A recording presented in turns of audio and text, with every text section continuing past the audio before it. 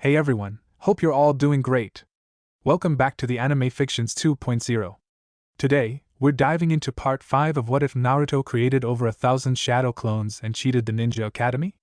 If you're enjoying these alternate timelines, make sure to hit that subscribe button, share it with your friends, and check out the other videos on the channel. And of course, drop your thoughts in the comments. I always love hearing your ideas. Alright, enough talk, let's get into the story.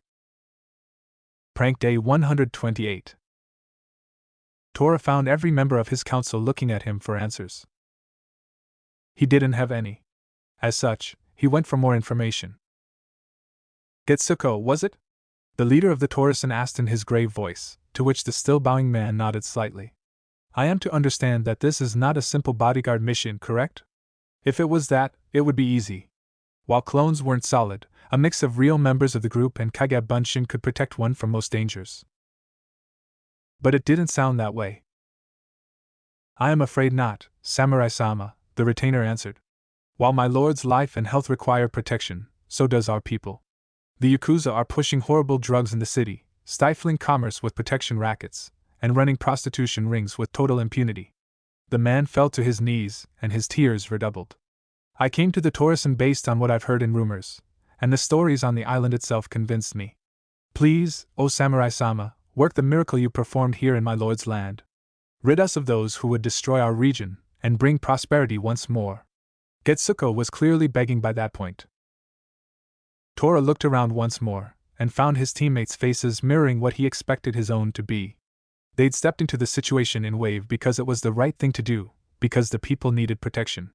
When he had the flash of insight that led to the creation of the Torasan, he'd expected them to vanish back to nothingness once their mission was done. That idea had been dashed when people started coming to them for work, and now their reputation was drawing them back toward violence. There was a good minute of silence before Tora spoke once more. This is a situation that bears further thinking. As such, please wait until tomorrow. We will have your answer then. The clone then waved to the man at his side. Rayon, find this man a place to rest, food to eat and medicine should he require it. Until he has his answer, he is to be treated as an honored guest of the Torasan. The lion-like clone nodded and showed the Jin retainer to a bedroom. The clones waited until the two were gone, and then started discussing the situation earnestly. Your opinions? Tora asked. He might be the leader in name, but clones tended to see themselves as equals regardless of rank. I want to help, Hyo said. Jaga nodded. Yeah. You created the Torasan for a situation like this, so it seems wrong to ignore this request. Kuga gave a thumbs up in agreement. Send the request up. I'm sure we'll get the okay, but the real Naruto will want to be informed. Tora thought for a moment. Any point against? What about Wave? Between our original numbers and the people we recruited, we could leave with 3/4 of the Torasan and still have enough people to police the city, Hyo pointed out. And that's not saying we couldn't add more recruits, he made air quotes. If we needed to. Fact is, Wave doesn't need us that much any longer, Jaga added. If we leave enough people behind just in case of an emergency, we can easily have most of the group move out without issue. Everyone is in agreement then? The advisors nodded. I'm sending it up with all this information then, and asking for a response before tomorrow. They nodded again. And the very next day, the Torasan were packing up. Senno Kuni was waiting. Prank Day 130. Hinata sighed as she entered the Himitsu compound. It had been 3 weeks since the Hyuga heir had stepped inside this building, and she found it had been too long a time. Unfortunately, her new rank included new responsibilities. With the invasion, she'd been added to a Chunin scouting/hunting team, and had been tasked with making sure there were no enemy ninja hiding in the towns close to Konoha, or in the forests around them. It had been a tiring and repetitive task. While she was in Konoha every few days, she rarely had more than an hour free, and most of that was spent replacing equipment, or meeting with her father. She wasn't completely sure as of why, but the man had changed. Where, in the past, he pushed and pushed and pushed, he now took a much more distant position to her training. He had questions here and there, but the pressure was gone. She couldn't be certain, but rumors were running around the Hyuga compound that people were starting to question his training methods, which also implied issues with his leadership abilities. Niji had been undefeated in his rank until Hayashi had started training him, and she herself had grown in leaps and bounds when freed from the man's training regimen. Hinata herself didn't know what to think about it. She couldn't deny that Naruto's teachings had helped her beyond anything she'd hoped for, but she'd always taken her lack of progress while training under her father to be a personal failing. Now, she was no longer sure. Still, those were thoughts for another moment. Now, she was glad to be back here, where she'd found her confidence. "Ohio, Hinata-chan," a Naruto said as she entered the Himitsu basement training room. Another Naruto waved, his nose on a map. "Good day, Naruto," she said to both with a smile. She then bowed respectfully. "Congratulations on your promotion, sensei." She'd at least managed to keep abreast of the happenings in Konoha while on mission, and had learned that Naruto had finally gotten the promotion he'd long deserved. "Congratulations on your own, student," one of the clones said as both came up. They then bowed the same way as Hinata just had. "That was all because of you, sensei," Hinata said as she rose. "I owe it all to your training." "You don't know anything," the first clone countered. "As one of my teachers says, a hard-working student is all the reward a teacher needs." There was a moment of silence. "What can we do for you, anyway?" "I was hoping," Hinata said, lowering her face as she blushed. She also pushed her fingers together. "That we might continue with the training." The first Naruto though for an instant. "I don't see why not." He nodded to the second clone, who returned to his map. "Anything in particular? Do you have any recommendations, sensei?" The Naruto Bunshin nodded. "Well, based on the fight in the arena, it might be a good idea to think about close-range combat while using the Matsuri." Hinata had to agree. She remembered Niji's charge, and had clearly been unprepared for it. "What do you think?" "Can you create a shadow clone?" he asked. She did so instantly. "Well, there are two ways I can see of going at this," the clone explained. "First, the gentle fist. A charge makes for an easy target, and Prank Day 132. Normally, Iruka spent his Sundays either training or grading papers. The latter wasn't much of an issue ever since he'd learned the Kage Bunshin, so he'd expected to be able to hone his skills for an entire day inside the Uruhara basement. Having hundreds of people to train against was a boon that gave great results. Unfortunately, the Chunin hadn't been prepared to find a ANBU operative right outside his door, holding a message from the Hokage. That was how he found himself in a meeting room seated between Sarutobi Hiruzen and Marino Ibiki. "Thank you for coming," Yamanaka Inoichi said, standing up from his place opposite the Hokage at the table. 4 days ago, I was placed in charge of a team going over academy data for signs of conspiracy. Based on preliminary findings by Yumino Iruka here, Inoichi nodded in the teacher's direction. After a comprehensive review of said data, I can clearly affirm that academy results have been manipulated on a large scale to force certain students to either abandon the ninja program or be forced to repeat years. Troublesome Shikaku, present as Jonin commander, sighed. The ANBU beside him nodded. "How long has this been going on?"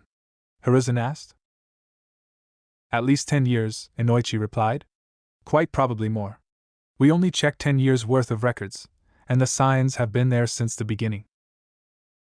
"How was this not noticed before?" Ibiki questioned. "Whoever these people are, they were very good at covering their tracks. Also, they targeted only students without living shinobi relatives, which meant the children had nobody to turn to for answers beyond their teachers," the Yamanaka intelligence agent explained. "Unless someone looked at it from an outside point of view, it was very difficult to find. They selected only a few students per year, and with the modifications starting from the very first exams, there wasn't any trend to break. The targeted students began with failing grades, and those were maintained for the entire term." "Do you have a list of affected students?" the Hokage asked. "Here." Copies were given around the table. The list had 26 names, and Iruka recognized a few of them. He remembered their smiles, their hopes, and their dreams, and those memories made him sick. He'd failed them. "Have these," the Hokage started, then stopped.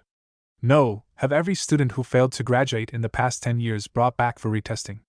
Konoha failed these students, and they deserve their chance at their dream." Everyone nodded. "How about those who failed their Jonin's test?" Shikaku asked. Have those retested too. We don't know to what level this conspiracy infiltrated the system, so retest everything, the Hokage ordered. Inoichi, Irika, I'm placing you both in charge of this. I want new tests made, ones that outside forces will not be able to manipulate for their own goals. If needed, I'll have new Jonin ready to accept teams.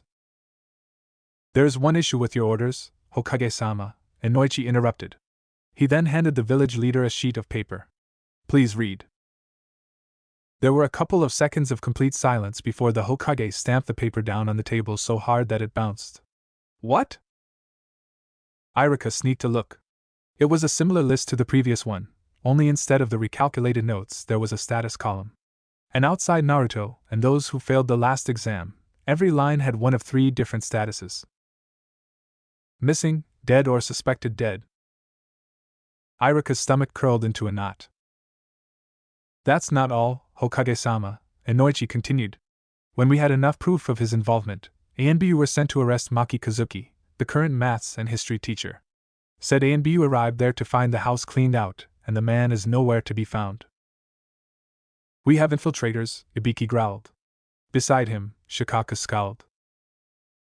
The Hokage rose, and when he did his face was blank as a steel shutter. ANBU guards before me. Said 3 ninja appeared bowing on the other side of the table. Irika, my secretary if you will. The Chunin quickly complied, returning with what he knew was a Naruto clone. Irika returned with Tsuya just as the Hokage finished relaying orders to Marino Ibiki. Your will, Hokage-sama? She asked. Please have these sent out. Be careful not to miss anything. The clone grabbed the papers she was handed and quickly made her way out. Inoichi, here are your orders, Hiruzen continued. You are to personally interrogate every member of the team that went over the academy data, along with everyone linked to this investigation. I want that leak found.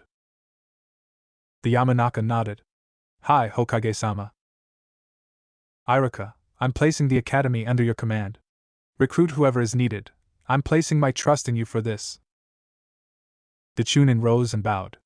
It will be done, Hokage-sama. Shikaku, get me your best hunter team, pronto. I want Maki Kazuki found, and I want him yesterday. The Jonin commander simply bowed. Wolf, the ANBU are yours to review. I want Konoha's special forces to be cleared of all suspicion, and any infiltrator found. Work with Inoichi on this. Hi, Hokage-sama. The village leader looked around. This goes without saying, but this entire investigation is now an S-rank secret. There will be no discussion of these matters outside those already involved and present here, understood? Hi, Hokage-sama. All ninja replied in chorus. You have your orders, all. Meeting adjourned, Hiruzen said, turning toward the door. I expect quick results from you all. He then walked out the door, and the room quickly emptied after him. Prank Day 138. Saki couldn't help but look around as she entered her apartment. She felt watched, and from multiple directions. And she hated that feeling. She suspected it had to do with the recent overhaul in the ANBU Corps. She had no clue why, but something had lit a fire under the higher-ups, and they were revetting everyone in a search for spies. She'd even passed the day in torture and interrogation, being examined by a Yamanaka after they asked for volunteers. She didn't have anything to hide. There were, however, those that had refused such measures, and that meant everyone was looking over their shoulders, wondering. She was glad she had a week's vacation incoming, as going to work had become a painful chore, even worse than it usually was on her team. Hopefully, whatever was happening would pass by the time she came back on the clock. Then she stepped into her bedroom, and froze. Someone had gotten inside her room. A quick glance to the side revealed that the warding seals hadn't activated, but her carpet clearly indicated someone had stepped into her room. She'd made sure this morning, as she did every morning, to place her carpet in such a way that anyone stepping on it would disturb its pattern. Maybe it was paranoid of her, but the hazing she'd faced when she'd started in ANBU had stayed with her. A slow look across her room found nothing. All the other tells she used were intact, so either someone had gotten in and out without touching anything other than the carpet, and without affecting the seals, or the intruder was still inside. And there was no reason to take risks. Suetun, Susan Nagar! Saki invoked, water flowing from her hands. She disliked using this technique in her bedroom, as it would take at least an hour to remove the water from everywhere, but better that than be ambushed. An inch of water quickly covered the floor, then the walls, and finally the ceiling. Her chakra-filled water found nothing. Bed it was, then. Exit the bed, whoever you are, she ordered. 2 seconds and I drown you where you are. Normally, she wouldn't even give the warning, but cleaning up her mattress afterward would take twice as long as the floor, and she was tired. Her top pillow transformed into a man in a burst of smoke, and he nodded at her. I see your rank is well deserved, he said, as if he wasn't in any danger. What do you want? She recognized him instantly. He was one of those commonly known as the Dakeshi, who'd turned the invasion around. A second's thought made her realize why this person might be here, and she allowed herself to hope. The man withdrew a scroll from a side pouch. Aokusaki, correct? She nodded. As per the Sandaime Hokage's orders, you are activated as a Dakeshi starting this very instant. Here are the relevant papers, as well as your mask. He handed her the scroll. A few seals cancelled her technique, the water on the ceiling and walls quickly pooling on the floor. She gave the scroll a quick read, noting the Hokage's seal at the bottom of the document. A quick hand seal confirmed that this was the real thing, and she smiled. Ever since Namikamono has been promoted to team leader, the sexist prig had been a pain in her neck. He took great pleasure in contradicting everything she said, and took credit for all of the team's successes. Kurokuma, as usual, did nothing, cold as he was, and Kujikubato was a newbie who wasn't going to do anything to draw attention. She'd given serious thoughts on leaving ANBU, but she didn't feel like returning to the regular ninja corps yet. Transferring to a new branch, especially an anti-invasion one like the Dakeshi, seemed the best bet. A quick surge of chakra released her new mask from the seal. It was silly, with a long feather-like mustache and what looked like a patch of grass on her head, with flower attached, but it was no worse than the tacky purple and mustard monstrosity that the ninja recruiting her wore. She quickly hid her long hair in the attached net. Only then did she nod in the direction of her fellow Dakeshi, indicating her readiness to go. The ninja nodded back, then generated a shadow clone who quickly took her shape. Said clone went to the cupboard where she stored her cleaning products, withdrew her mop, and started cleaning up. She smiled at that. The Dakeshi led her to a side window, somehow opened it without triggering her alarms, and indicated for her to go first. Once on the other side, he quickly led her to the closest sewer access, and ran straight in. She followed. The two of them quickly switched to ceiling running, and 10 minutes found them in a large chamber through which many different channels flowed. 4 Dakeshi were already there, and 2 more arrived not a minute later. 8 people, Saki noted. 2 teams of 4. If her deductions were correct, there would be 3 more new members like her here. Welcome, new recruits, one of the Dakeshi said while the others disappeared in puffs of smoke. Among all applicants, you 4 have been selected to form a new Dakeshi cell. He ran his fingers through his visibly fake beard. My name is Kyoha, and I will be your contact with the rest of the organization. Any requests, be it for training, equipment, or information, will go through me. I will also be the one to dispatch you on missions once your training is complete. He paused for a moment. Since all of you are already proficient in the basics, we will first be focusing on the 2 main techniques you will need as Dakeshi, the Kage Bunshin and the Kawarimi, Kyoha explained. The Kawarimi? Saki exclaimed in surprise. That's an academy technique. Everyone here can do that. The Kage Bunshin made sense, since masses of clones were known to have died during the invasion. But the replacement technique? Then, flower, Kyoha said, pointing at her. She could hear the smile in his voice. What's the maximum distance you can do with the Kawarimi? Saki didn't know how to answer. Kawarimi wasn't made for distance, and she never used it in that manner. Shunshin was more efficient for those kind of distances. 100 meters, at least, she finally answered. I can do 50 times that, and I'm not the best at distance, the Dakeshi pointed out. How about something like this? He disappeared. She didn't even have time to see where he appeared before she was switched against her will. She appeared a couple of feet above the water, easily 20 meters down a side tunnel. Luckily, he'd switched her close to the wall, so she grabbed hold before falling face first into sewer water. A quick shunshin from there, and she was back with the rest. I withdraw my objection, she said clearly. She could see where the ability to switch easily with others could come handy, especially paired with the Kagebunshin. He'd proven his point. Good. Kyuha withdrew a scroll for each new member. Here are the instructions for the Kagebunshin. Read them now. I'll answer any questions you have on the subject. Taicho, another of the new members, asked, raising her hand. Saki was surprised to note it was also a woman. ANBU tended to be at least 75% male. Are we always going to be meeting here? One could hear the disgust in her voice. Kyuha shook his head. No. This is a temporary meeting place while a permanent one is being built. All Dokeishi cells are made to work separately and be as independent as possible to prevent infiltration. As for team leadership, I am not to be considered your leader. Who gives orders will have to be decided among you. I am simply your trainer and contact. Is everyone okay with that? Yes, sir. Every new member answered in chorus. They knew a rhetorical question when they heard one. No sir needed here. You can all call me Kyuha, and use whatever nicknames you feel most appropriate between yourselves, he countered. Now, for the Kagebunshin.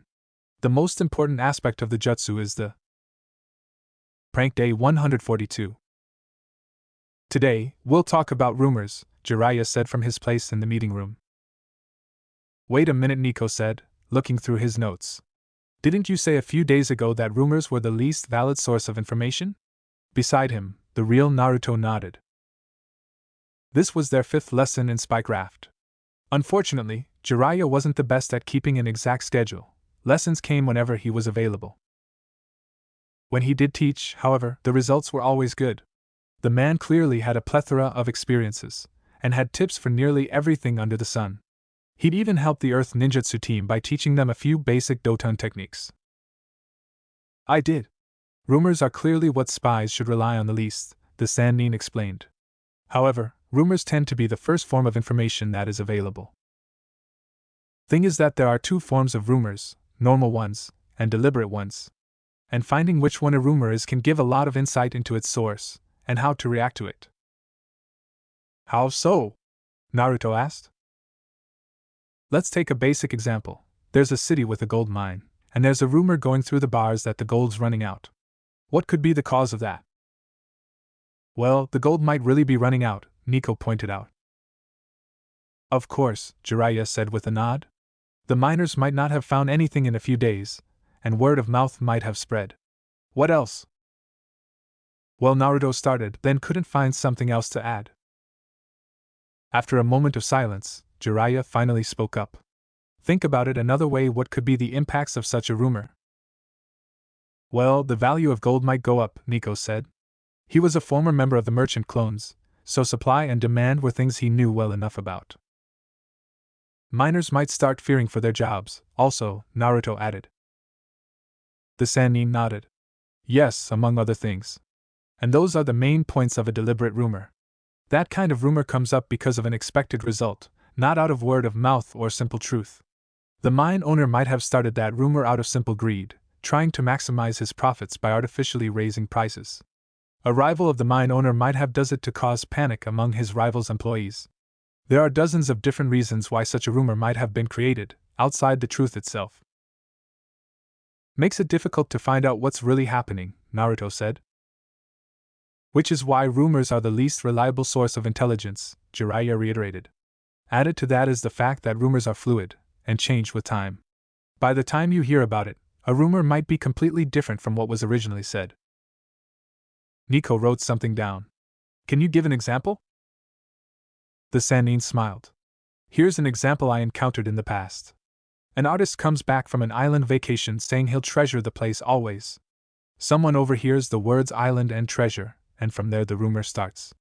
Now, later down the line, someone replaces treasure with gold, because any good treasure is gold. Another adds pirates into it, because who else but pirates would put their treasure on an island?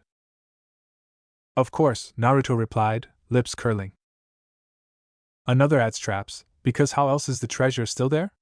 Jiraiya continued. The next, piles of corpses to represent everyone who tried and failed. I think you get the point by now. Yes, Nico answered, having noted everything. But I don't see how that's useful.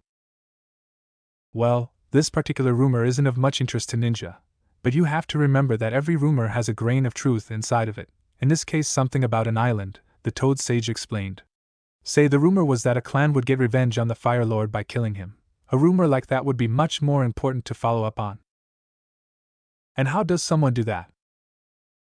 By going back to the source and finding its origin, Jiraiya replied. In the case of a normal rumor, that will be the least modified account, therefore the most valid. In the case of a deliberate rumor, you'll find the person who's trying for something, Naruto continued. Jiraiya grinned. Exactly. Now you remember the lesson I gave you about body language, tics and liars? Nico nodded, withdrawing a number of pages. Applying that lesson is crucial to reach the truth. Some people might lie, either because they have something to gain or because they shouldn't have heard whatever the rumor is about, and in the case of deliberate rumors the source will try anything to hide its part in it. Noted, Nico said, writing it down. Now, the best way to hear rumors depends on who's doing the searching, Jiraiya continued the lesson. For men, bars are the classic place to go, along with. Naruto nodded along, focusing on the lesson as much as he could. It wasn't the type of thing that interested him, but he needed to learn this. He'd failed once, and the invasion had cost him more than he could bear. With the Torison halfway to San no Kuni, going at civilian speeds, he needed to pick this up as quickly as he could. He had the feeling the samurai would need those skills before long. Never again was he going to let something like the invasion happen. Prank Day 145. His brother and sister didn't realize it, but Sabaku no Gaara was glad to back in Suna. Even though he'd found someone he could call a friend in Konoha, Suna was still his home. It wasn't the people, who still looked at him in fear and hid, but the land. He could feel the sand all around him for miles, and it was a real comfort. Not knowing everything around him made him twitchy, and he now realized the stress made him react more violently. But that was the past. The trip from Konoha to Suna had been a pain. While Mother had been silent around Naruto for some reason, she hadn't been on the way to Suna. Mother had raged for blood the whole time, and he'd been forced to hold back his sand from reaching out to kill multiple times during the trip. Those from Suna recognized the signs and kept their distance, but the Konoha ninja with them did no such thing, and he was forced to restrain his sand in their case. He promised Naruto not to kill unless there was no other solution, and he intended to keep his word. Such actions would also hurt any chance of rekindling the Suna-Konoha alliance, which was the reason why he was back in sand. Turning, he made his way down one of Suna's main streets. The time now was the best for being out, not the cold of the desert night nor the heat of Suna's days, but in between both. It was the most comfortable. As usual, people moved quickly out of his path. Naruto had said that he would find others who cared for him, but he expected this to be long in coming. For the moment, he had at least a meter free on each side, and people farther up the street changed direction rather than walk on the same street as him. It hurt somewhat. Surprisingly, a man coming out of a shop to his left moved straight toward him. For a moment, Gaara thought the man hadn't seen him, only for him to stop and raise his hand, as if to talk. "Many excuses, sir," the man said. "Might you know where I could find a ramen shop?" He was of average height for an adult, so taller than Gaara, and judging by what he wore he was newly arrived in Suna. It explained a lot. "Continue straight east," Gaara said, pointing, "until the building in red farther down the street. Turn left there and walk down 4 blocks, and you'll be in the dining quarter. I do not know of any restaurant specializing in ramen, but if one exists in Suna, it will be found there." "Many thanks, young man," he replied, bowing. "Would you mind us talking some more? I am new to this place, and the help of a native is just what I need." "I'll pay for your meal in exchange," the man said with a smile. Gaara thought for a moment. He wasn't particularly hungry, but had to admit a good conversation would do some good. He'd gotten somewhat used to Naruto's place, where he could converse easily, and found he missed it somewhat. Comparing Suna's ramen with Konoha's might be something Naruto would be interested in, when the two of them met once more. He could do his rounds later, when everyone was asleep. "I have no problem with keeping you company. No need to pay for my meal," Gaara countered. "I insist." Gaara bowed his head in acceptance. He wasn't planning to eat much, anyway. The man started talking, asking questions as soon as he turned in the right direction. Gaara, in exchange, gave straight answers, walking beside the man. There was no fear there, he found, but there was something eerily familiar in the conversation, something he couldn't put his finger on. Then he noticed a pair of goggles on the man's arm. He'd seen those on some clones, he was sure. As a ninja, Gaara didn't believe much in coincidence, but still, he needed to verify. He paused, taking a deep breath. Is there a problem? The man asked, curious. Gaara said nothing, focusing on his senses. He wasn't practiced much in chakra sensing, but he still had the aptitude. At this range, he could identify people as long as he concentrated. The man's chakra felt like many different things, as did anyone's. Wind first, sand and earth next, then an undercurrent that felt like nature to his senses, but under all that, there was the mixture of sensations he'd associated with the many Narutos he'd met. A clone, then? No, nothing, Gaara said, starting to walk again. A small smile appeared on his lips. His friend hadn't left him all alone. It took a while, but Gaara did find a restaurant that served ramen. It wasn't a stand like the place Naruto had shown him in Konoha, but it did allow the two of them to have an isolated booth. The pair of them were served very quickly, and Gaara waited until the server was gone before starting with his part of the conversation. Welcome to Suna, Naruto, was what he said when he finally did. The person opposite him simply smiled at that. How could you tell? I know how you and your clones feel, Naruto, so feeling your chakra was proof enough, Gaara explained. Those goggles on your arm are a big hint, also. Naruto snapped his fingers. You got me. Can I ask what you're doing in Suna? Quite a few things, the clone answered. First was, I was pretty sure you wouldn't mind having someone to talk with.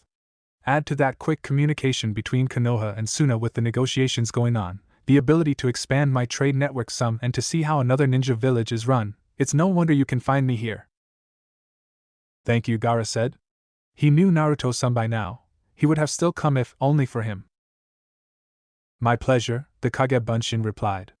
Now, what should I expect from Suna?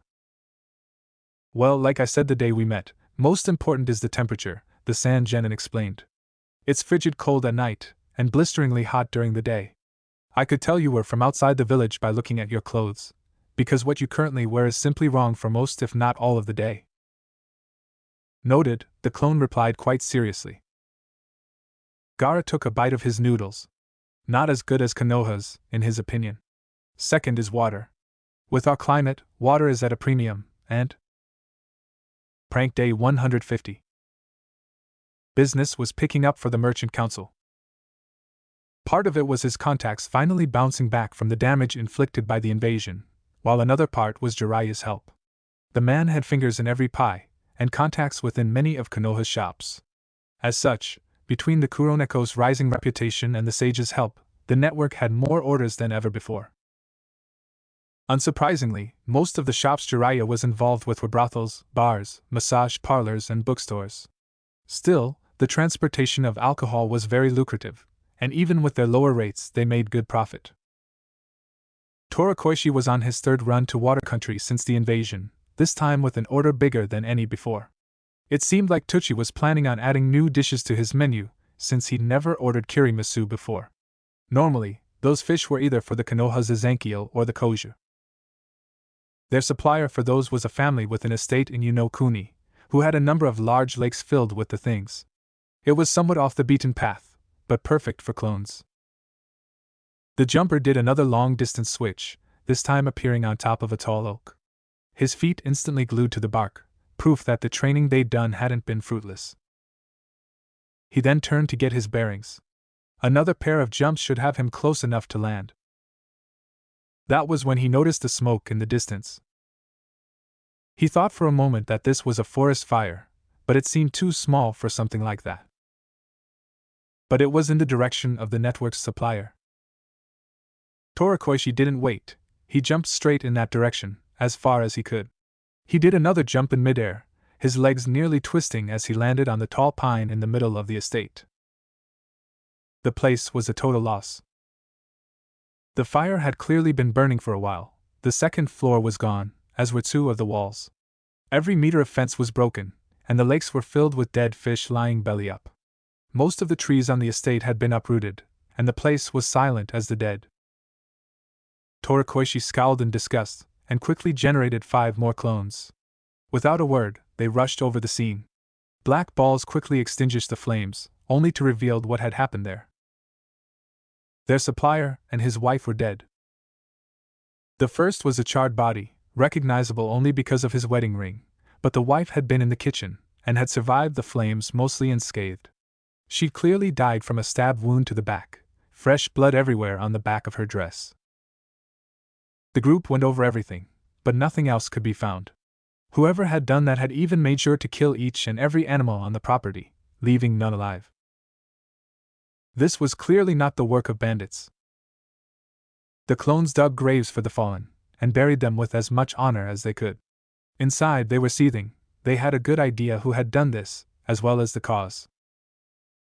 Those false NBU were back in business, and they were clearly playing for keeps. Prank Day 151. Traveling at civilian speeds was hell for Naruto's clones. With San no Kuni being past country on the peninsula, the clones could have made their way there in a couple of days if they'd been going at full speed.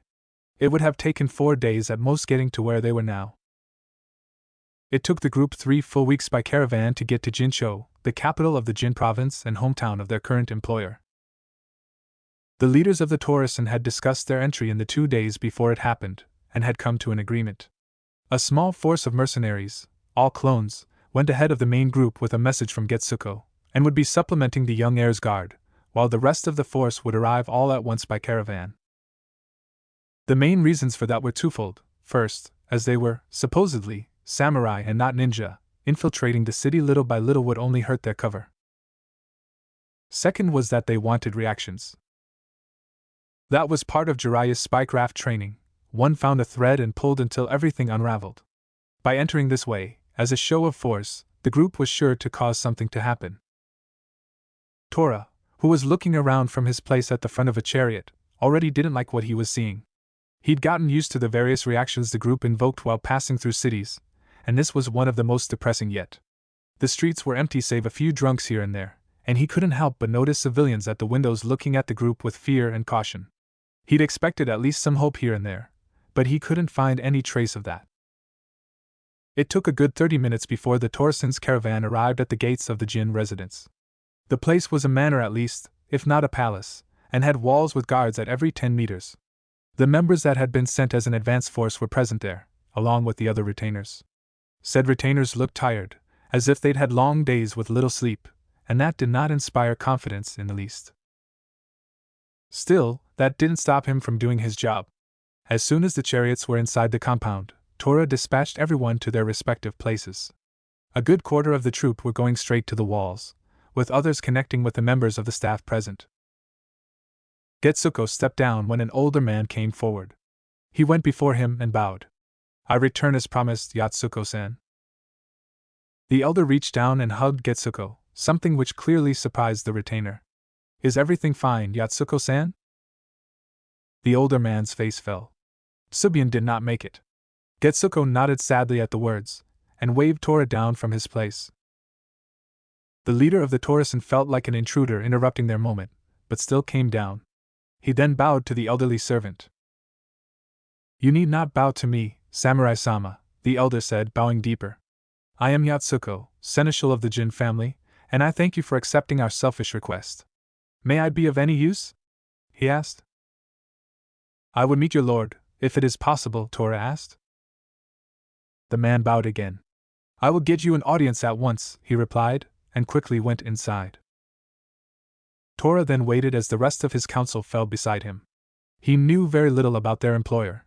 Getsuko had remained tight-lipped about his lord, not offering information, and the group had mostly focused on what they would need to do once they arrived, and who would be opposing them. The only descriptive they had was young, and the fact that he was the last remaining member of the family. And young could mean many things when regarding nobility. A 25-year-old lord would be young by their standards. The group did not have to wait long before Yatsuko returned. "Jin-sama will see you now." The 5 leading members stepped forward, following the seneschal into the building. Surprisingly, the man led them down to the basements, stopping before a room guarded by 4 retainers with swords. 2 of them opened what was a heavy steel door, and inside was clearly a storage room repurposed as a meeting hall with a bedroom attached. "Please take a seat," Yatsuko said, indicating a number of cushions on the floor. The 5 Taurusans sat, removing their swords and laying them beside their seats as honor demanded. The retainer came back a minute later from deeper inside the room, introducing Jin Shippa, lord of the Jin family. The 5 members bowed as a second person came to sit on a raised throne in the middle of the room. Tora managed a glance before averting his eyes, and was surprised. The Jin Lord was a girl. And very young at that. Tora wasn't sure, but he estimated that the real Naruto was older than her by at least a year. Thankfully, his bowed head would hide his reaction. "Rise, members of the Taurussan, and be welcome to our lands," Shippa said, clearly trying for an authoritative tone. The samurai rose. Tora forced himself not to react outwardly, and decided to treat the situation as if he was speaking to any other member of the nobility. With the many experiences the Naruto clones had, this was something they knew how to do. "Thank you for your hospitality, Jin-sama," he said, bowing slightly once more. "It is us who must thank you," she replied. "The members of your group already present have been a boon to my retainers, and it may very well be that we still breathe only because of your men. The last few days have been restful like no others lately, and that is clearly due to your service." "Thank you for the kind words," Tora answered. "Now, what services do you require of the Taurussan?" "As Getsuko told you, both my person and my people require your services," the Lord explained. "Along with the samurai currently supplementing my guard, I would like 4 or so bodyguards for my person. The most important part of your troop will be needed in the city, cracking on Yakuza businesses and enforcing the law. You will, unfortunately, have little help with that part. I no longer have enough retainers to protect my own house, and the police have been eliminated to a man in the last few months. Ideally, I would like to see those who blight our lands executed for their crimes, but it is the safety of my people that takes priority, and I will be content if the Yakuza lose the ability to do our land further harm." "We will begin at once, Jin-sama," the Taurussan leader replied, preparing to leave, when something came to mind. "Any requests for those who will be your bodyguards?" The girl thought for an instant. "Who are the strongest amongst your group, mister?" She blushed, suddenly realizing she had no clue about the individual names of the mercenaries before her. "I am Tora, Jin-sama," the leading bunshin replied with a smile. "And the strongest among the group are all in this room." That was simply pretension, since the clones were all generally at the same level, but they'd found that people believed such a thing more easily. "Then you, Tora, along with the man at your right." "I am Rayon, Jin-sama," said man replied. "Rayon, yes, with 2 other members of your choice," Shippa continued. "I will trust my safety in your hands." "As you will, Jin-sama," Tora said, rising and bowing with the other Taurussan. "We will enact your edicts immediately. By your leave." "Go," the Lord said with a nod and a smile. "And may the gods smile on your works." The 5 of them quickly made their way out, and were led to a wing of the mansion that had been reserved for Taurussan use. They found and ducked inside an empty room as soon as they could. "So, opinions?" Tora asked as soon as the door was closed behind them. "Am I the only one who finds it sad for a person of that age to be at the head of a region this big?" Kuga said, looking at his fellows. Everyone shook their head in answer. "You're not the only one," Tora voiced, "but it doesn't change anything. If she asks for help, we'll give it to her, but we can't do much about it. She clearly feels the need to act as if she was an adult, and worse is she may very well be right. We don't know enough about the situation to say otherwise." "That's the first thing to fix, then," Hyo pointed out. The official Taurussan leader nodded. "Yes. And get the merchant network in on it. This is right up their alley, and we don't know if this is something with global repercussions, like the situation in Wave." While the entirety of Gato's business had officially fallen into the hands of the clone network 15 days after his death, making that the complete truth was still a work in progress nearly 3 months after the fact. Selling properties, ensuring the arrests of criminals, finding caches and sealing legitimate businesses took time, especially if one wanted to do so without drawing too much attention. Everyone agreed with a nod. "Rayon, take 3 clone members with you and go back to the Lord. If she asks, tell her that I will have the second shift, said Clone nodded and took off. Yo, Kuga, you're in charge of patrols. I'm leaving the specifics up to you. I just want more men on the ground than in wave for whenever something happens. Yes, sir! They both exclaimed. Jaga, you're in charge of the defending this place, Tora continued. You should already have enough men on hand. Speak to me if you need more. I'll be doing my own personal patrol, just to get a good eye for the layout. He looked around. Everyone has his orders, so let's get cracking. This place won't fix itself by doing nothing. Hi! Everyone responded, each going in their own direction. There was work to be done. Prank Day 154. So, merchants, status report. The real Naruto asked from his place at the head of the table. The network representative rose. Well, as most already know, the false Anbu are back in the interference business.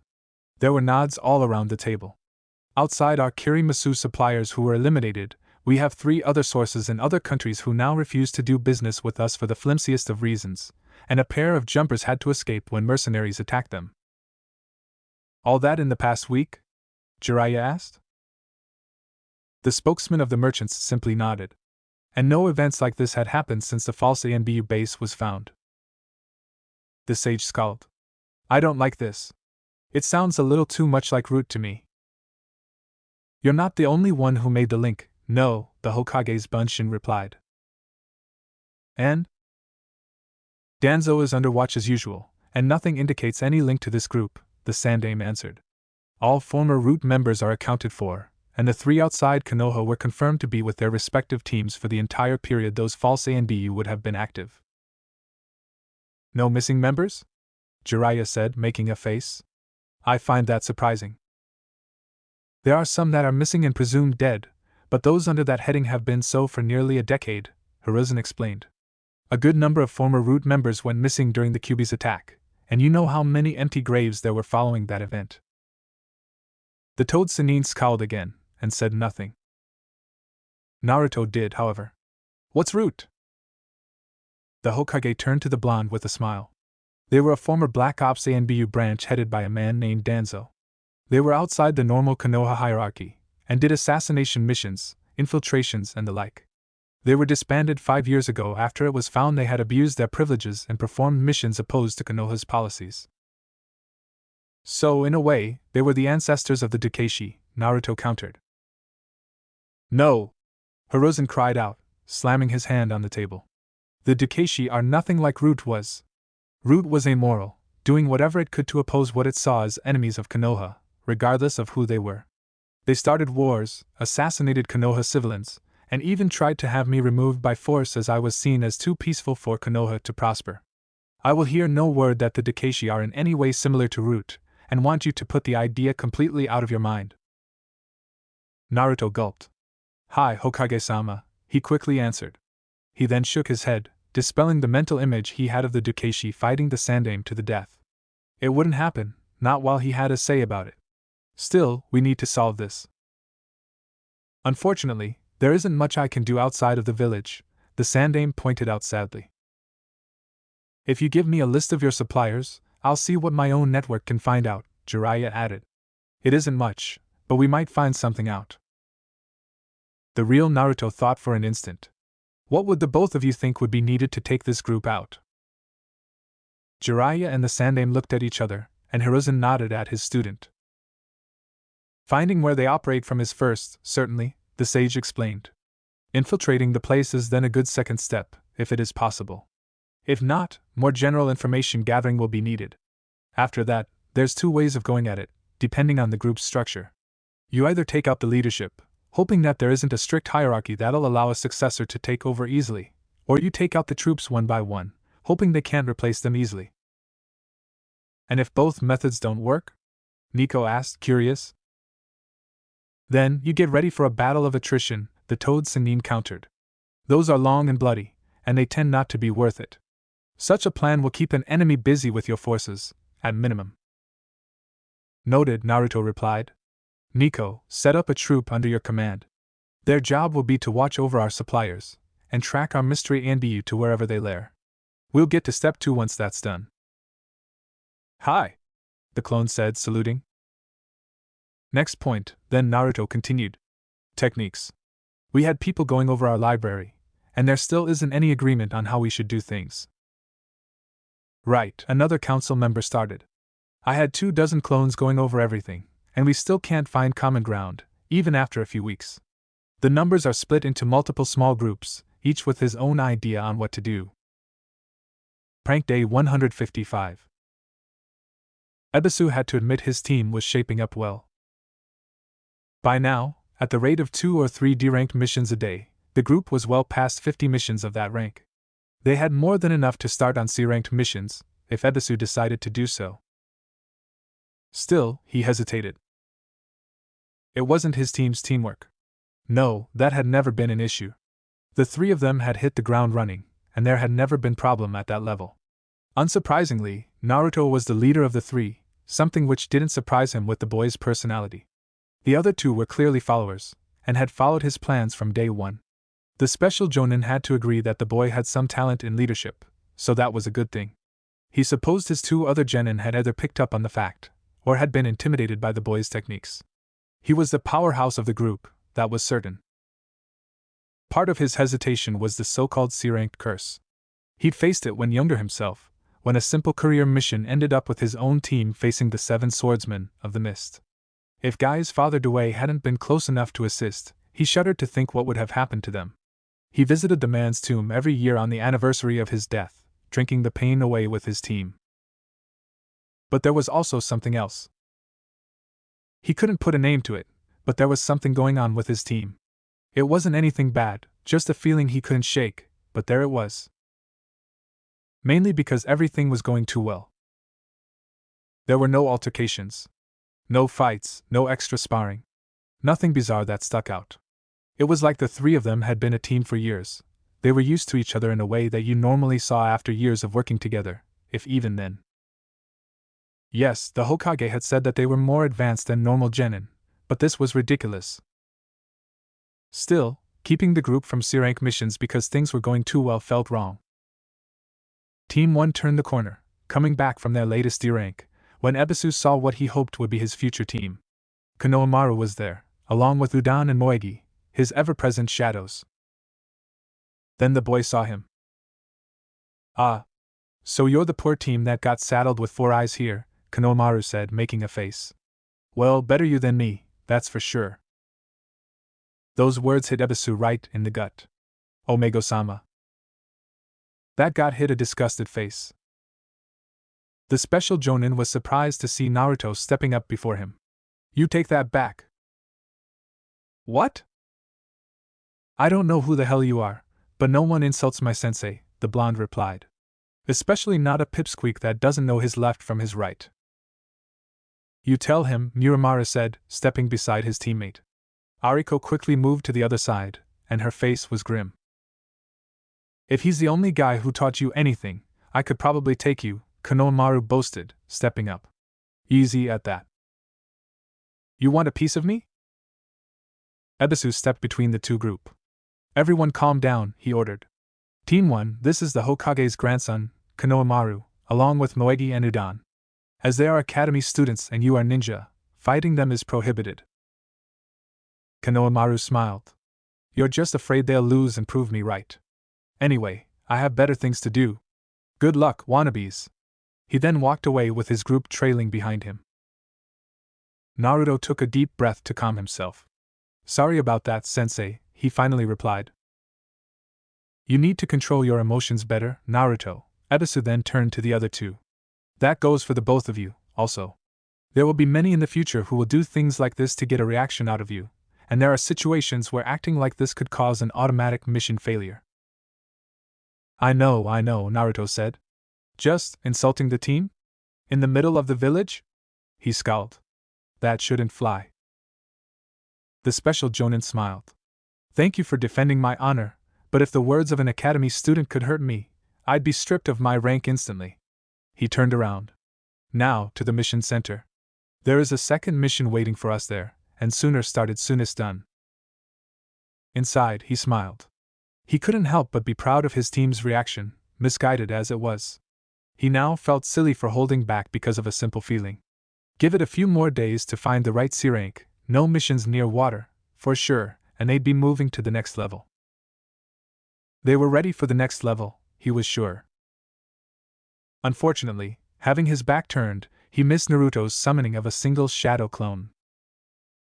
They looked pretty tough, actually, Udon pointed out as the trio arrived at a training ground. You sure we could take them? Konohamaru scowled. If Ebisu's all they had? Sure. Man's useless. If he was so good a teacher, why couldn't he teach a technique that could actually hit the sand aim? Prove it, came a voice from behind him. The three students turned around to find the blonde boy from before. You again? Yeah, me again, he answered. Name's Naruto, and I don't take people insulting my team lying down. You're just gonna cry to you teacher when I beat you, the Sarutobi child jeered. Nope. If you manage to beat me, I'll deserve the beating, he smiled. Tell you what, I'll even teach you the technique of your choice, if you actually manage to put me down. For real? By now, Naruto's smirk was positively hellish. I'll even make it easier. I'll only fight back with a single technique. An academy one, to make things fair. That was the last straw. Konohamaru drew one of his academy kunai. You're on. He then charged straight at the blonde. Said blonde easily dodged the first swing, then the second, then the third. He was moving back all the while giving ground, adding comments like, you're telegraphing your moves, your stance is wrong, and you're not aiming at the right places. But after a minute of evading, Konohamaru had finally backed his foe against one of the pools that dotted the training ground. Can't retreat anymore, can you? The student said with a smile. A valid tactic, I had to admit, Naruto replied. He then grinned evilly. My turn. He was then gone, and a second later Konohamaru found himself in the air and in freefall. He was there only a few seconds before he hit the pool with a splash. He quickly came back up to find Naruto smiling at him. Had enough? The student scowled. Not until I see you on the ground. The blonde shrugged. Your choice. He then vanished once more.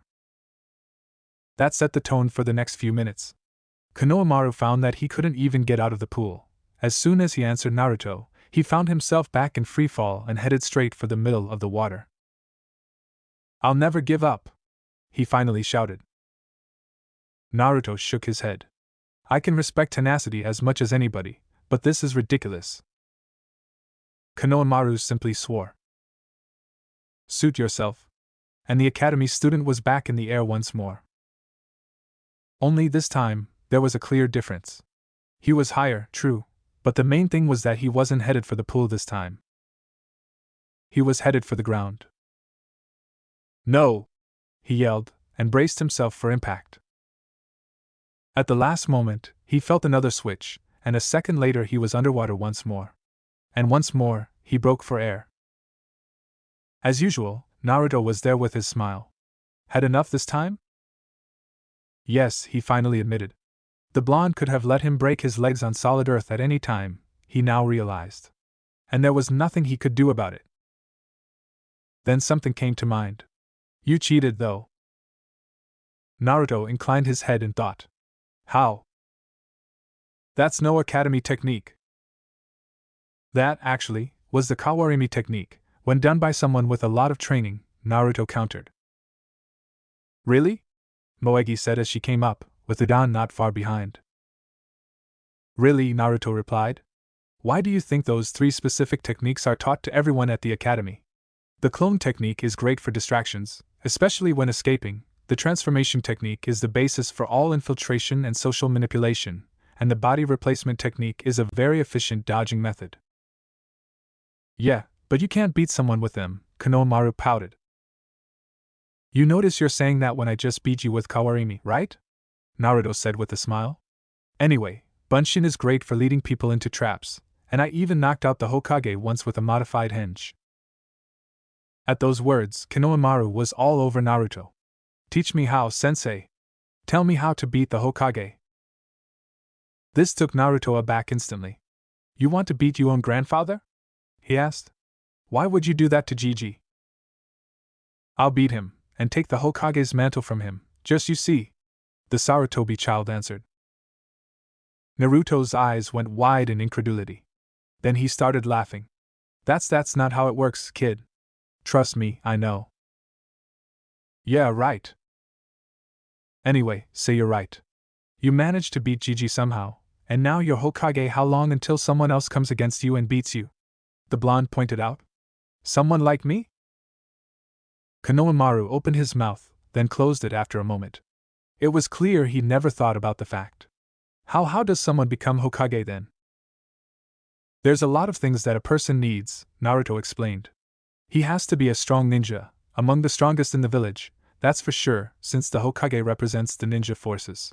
He has to know politics, economics, strategy and tactics, along with dozens of other subjects. He has to be a proven leader to be a candidate, and be popular enough that the village would follow him. All of that would take years. Konohamaru cried out. There's a reason why no one has been voted Hokage before his 20s, you know, Naruto pointed out. He knew the third had started earlier, but that had been a battlefield promotion and a completely different thing. The Sarutobi boy simply sighed. Anyway, how about I help you three train? The clone said with a smile. He couldn't help but like Konohamaru. The boy made him think of a younger version of himself. Really? All three students replied excitedly. Really, Naruto said with a nod. Let's start with what I just used. Can you all tell me the seals for the Kawarimi? The trio started talking over each other to answer. Naruto simply grinned. He'd had Iruka, and now it was his turn to help those that followed. Prank Day 156. The Tourisan had now been doing patrols for a week, and it was clear they'd gotten a reaction from the Yakuza. Silence. The Lord Jin had said that things had calmed down upon the arrival of the first group of mercenaries, and she hadn't joked. Outside of a few drunks here and there, the samurai group hadn't had any issue in the city. It was like whoever the Yakuza were, they turned tail and hid as soon as the Tourisan had entered the city.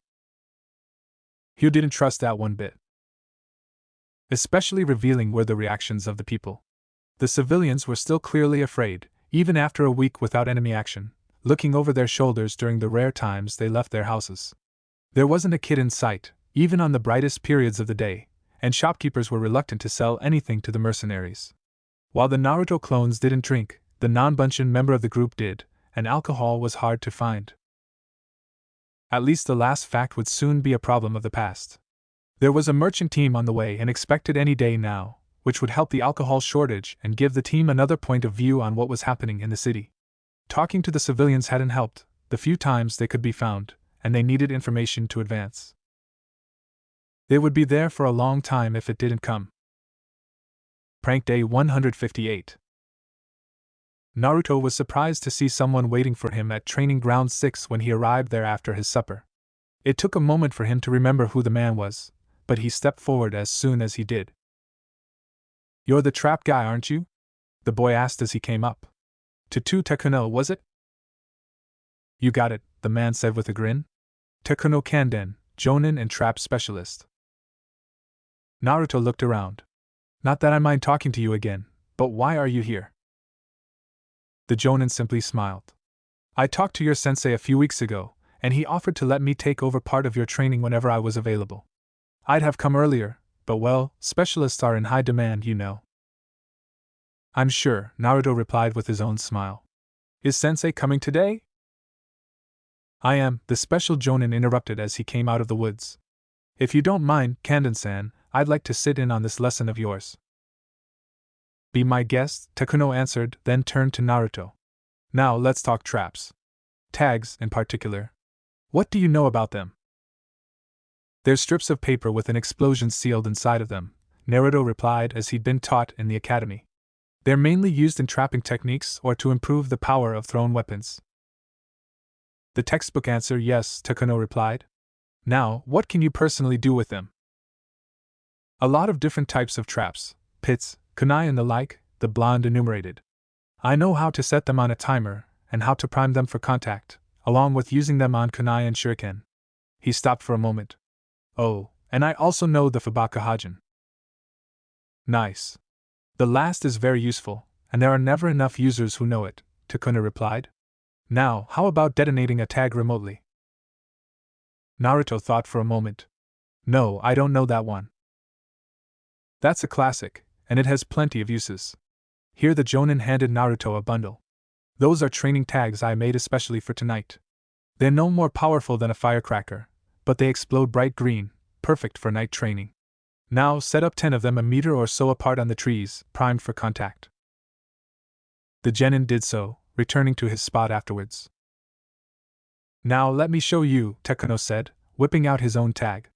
He made a visible show of activating the tag, then threw it forward on the ground. A lot of people don't realize it, but a prime tag is waiting for a burst of chakra, the trap specialist explained.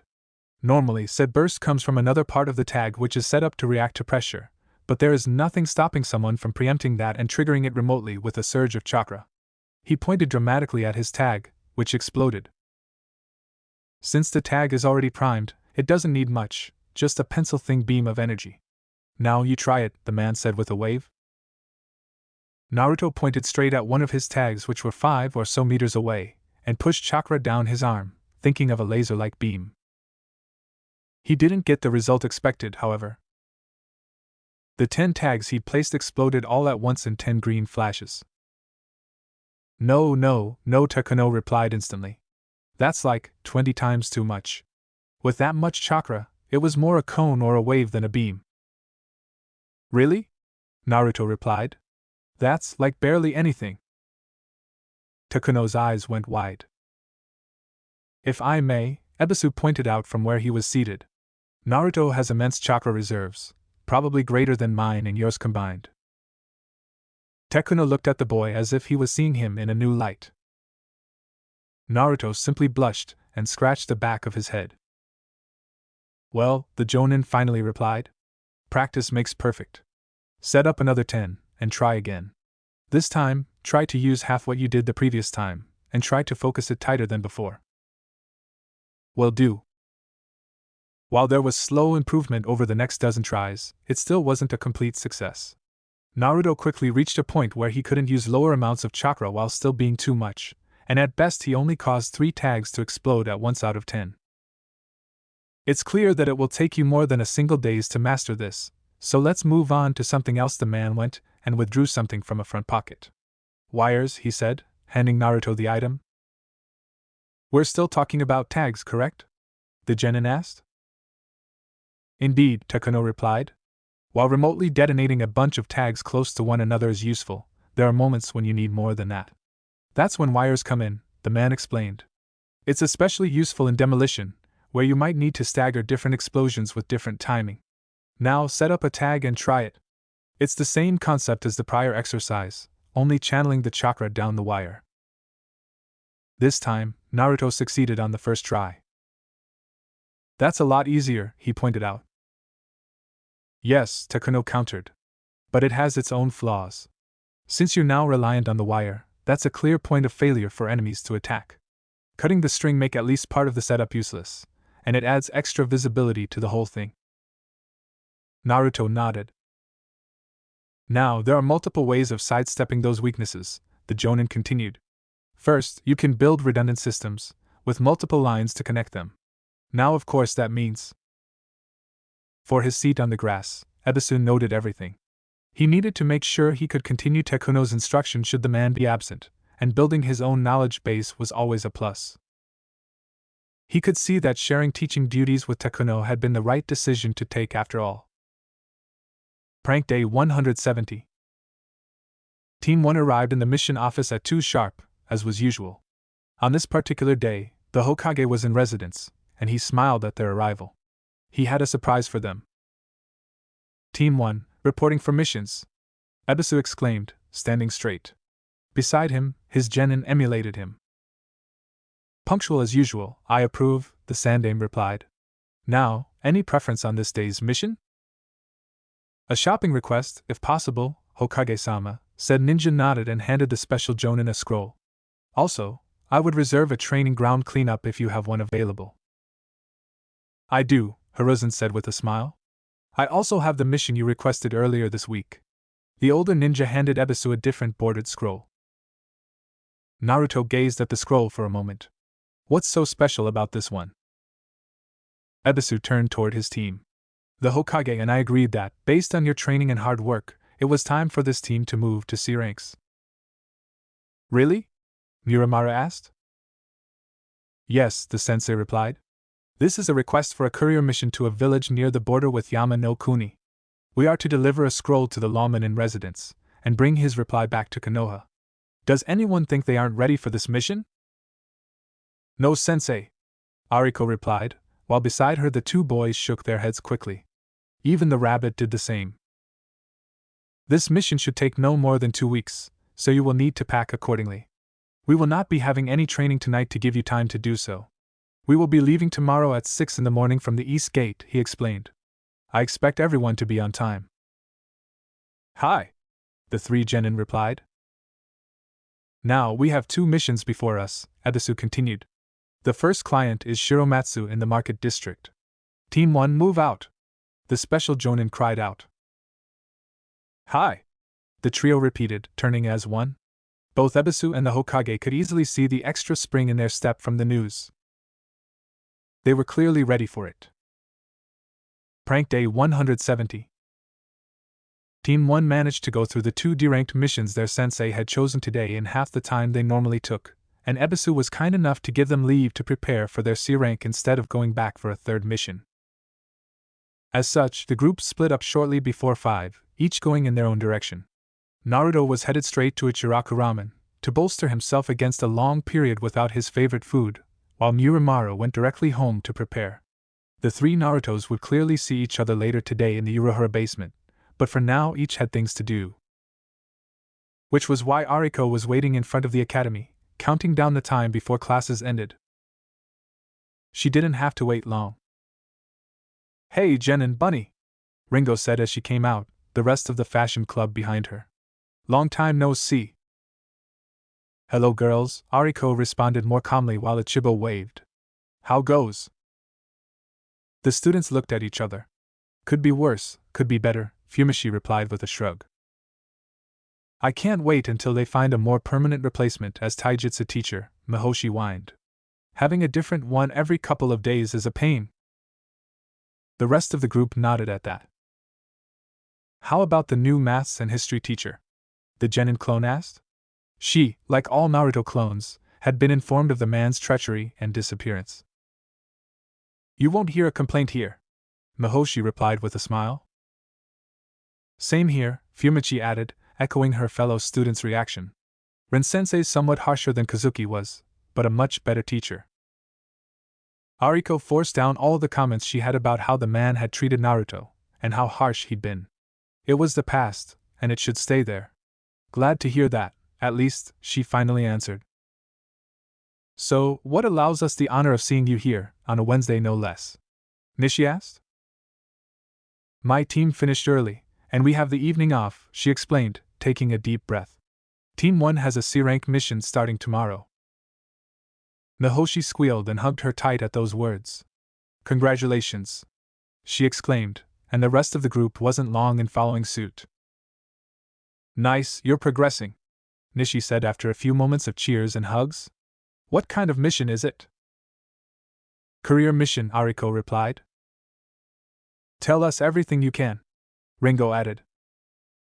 Better yet, Fumichi said with a smile, let's go get ourselves a table in a restaurant. We need to give our most advanced member a proper send-off. Here. The rest of the group replied. Ariko would last in the Uruhara basements that day, talking for hours with the fashion club. Some of them would even have tips on what to bring or on things to look for, but even without that the female clone would have appreciated the gesture. It was nice having people behind you who cared. Prank Day 171. Ebisu was glad to see his entire team present at Konoha's East Gate, 5 minutes before 7. While lateness had never really been an issue with them, today was more important than any day before. Sure, they had leeway on their travel time, but it was always easier to start with a reputation for professionalism than to build back to one. Good morning, team, he said as he stopped before his students. I see everyone is ready to go, he said as he took out a sealed scroll. This is the document we are to bring to Fumoto-cho, the closest town to our border with Yama no Kuni. Are they secret mission plans, or a treasure map of some sort? Naruto asked, clearly intent on adventure.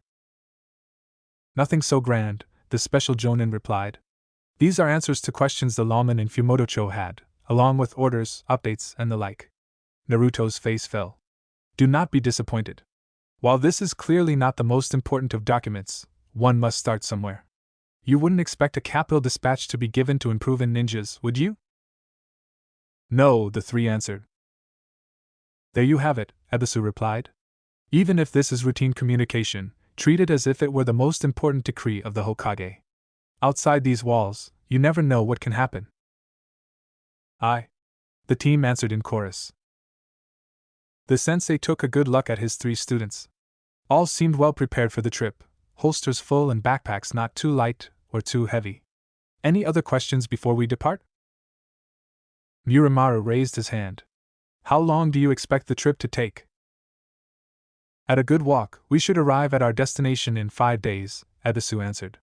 With a day or two in Fumotocho and 5 days to return, that gives us 2 days of leeway in case of unexpected happenings. Muramaru nodded at that. Have you ever done this specific mission before, Sensei? Ariko asked. Ebisu was about to answer when his watch beeped. 7 in the morning, time to go. We'll discuss this on the way, if you don't mind. His female student nodded, shouldering her backpack as she turned. The 2 others did the same, and the group left the village for the first time. No, I have never done this specific mission, Ebisu replied once they were away from Konoha's gates. I became a genin before the Third Ninja War, and career missions near the border weren't given to genin then, when they were even given. I did, however, do quite a few of this type of mission, carrying messages back and forth to various other groups. Now, this was more dangerous, because... Prank Day 172. Kyuha dodged back, narrowly evading a spike of rock that erupted right below his feet. The rest of the clones beside him spread out, only for a burst of wind to bring up a cloud of dust. The Dukashi leader reacted instantly, and did a blind substitution straight up. That was a new variation of the technique the Naruto clones had developed in reaction to the rising skills of the new members of the Dukashi. Some of the clones didn't react in time, they died instantly. Kyuha himself did a second kawarimi, landing on the side of a tree, and waited for the dust to settle. With the rain, it wouldn't stay up long. When he could see the ground again, only a single person remained standing. Most people wouldn't be intimidated by her, but the Naruto clones had learned their lesson harshly. Kyuki Ikonja might be less than 1.5 meters in height, but she made up the difference in ferocity. Among Kyokuba, the new team, she was the close-range specialist. Surprisingly, she was the only one of the team that wasn't from ANBU itself. She was a medic, who'd wanted to be moved to a more active, i.e. less boring, position, and she had no problem in using the medical techniques she knew to cause horrible damage. When under her cherry-red mask with attached antennas, she went under the name of Seed. Kyuha counted the leftover markers on the ground, proof of fallen clones. 5 more of them had succumbed, bringing their number down to 15. Of course, these losses didn't go unanswered. A rain of kunai and shuriken surged from the trees, going straight for the land-bound ninja. Kyuha did nothing, expecting what would surely follow. He wasn't disappointed, as the weapons never reached her. A big boom rang through the area, and all the flying projectiles flew off course in the shockwave. Seed used the distraction to disappear, leaving only the fallen markers behind. A second later, a second explosion was heard, and one of the trees fell under the attack. One of the sources of projectiles, of course. Trunk's handiwork. The former male NBU was, surprisingly, the team's defensive specialist. Normally, people specializing in fire techniques weren't much for defense, but Sorero Ikiai wasn't anything near normal. Almost 2.5 meters tall, he towered over near everybody, and was so talented in causing explosions that he could and did annul attacks with them. He was the one who wore a sun-yellow mask with a lion's mane attached to it. A single clone managed to land safely after dropping from his fallen perch, only to disappear a second later. Kyuha caught a flash of antlers, clear indicators of Root's presence. Born Kan Neko, he was the closest thing to an assassin in the group. He was somehow as comfortable underground as above, and was very good at erasing his presence. Forgetting to account for him was a mistake you didn't do twice, as he could attack from ambush like nobody else. The Dukeshi leader summoned another wave of Kagebunshin, then did a trio of switches in quick succession. With the rain serving as radar for Flower, the new clones were quickly found and dispatched, mainly with more explosions. The clone leader had no choice but to continue on that route, as the flagging numbers of his team forced him into summoning more clones and moving after each wave. The battle quickly became a stalemate, with either side having the upper hand. The alarm rang after 10 more minutes of jockeying for advantage. The few remaining clones dropped out of their hiding places, while the 4 Kyokuba members did the same. Flower rose from the middle of a pond that didn't look like it could hide a fish, and Root rose beside her. "You're getting better at that, Flower," he said. Her nickname had stuck. The woman sighed deeply. "I couldn't have managed 2 more minutes of this. Between the stealth jutsu, my rain sense, and manipulating the puddle to give targeting indications, I was just about to fall unconscious." "None of that," Seed said with a growl.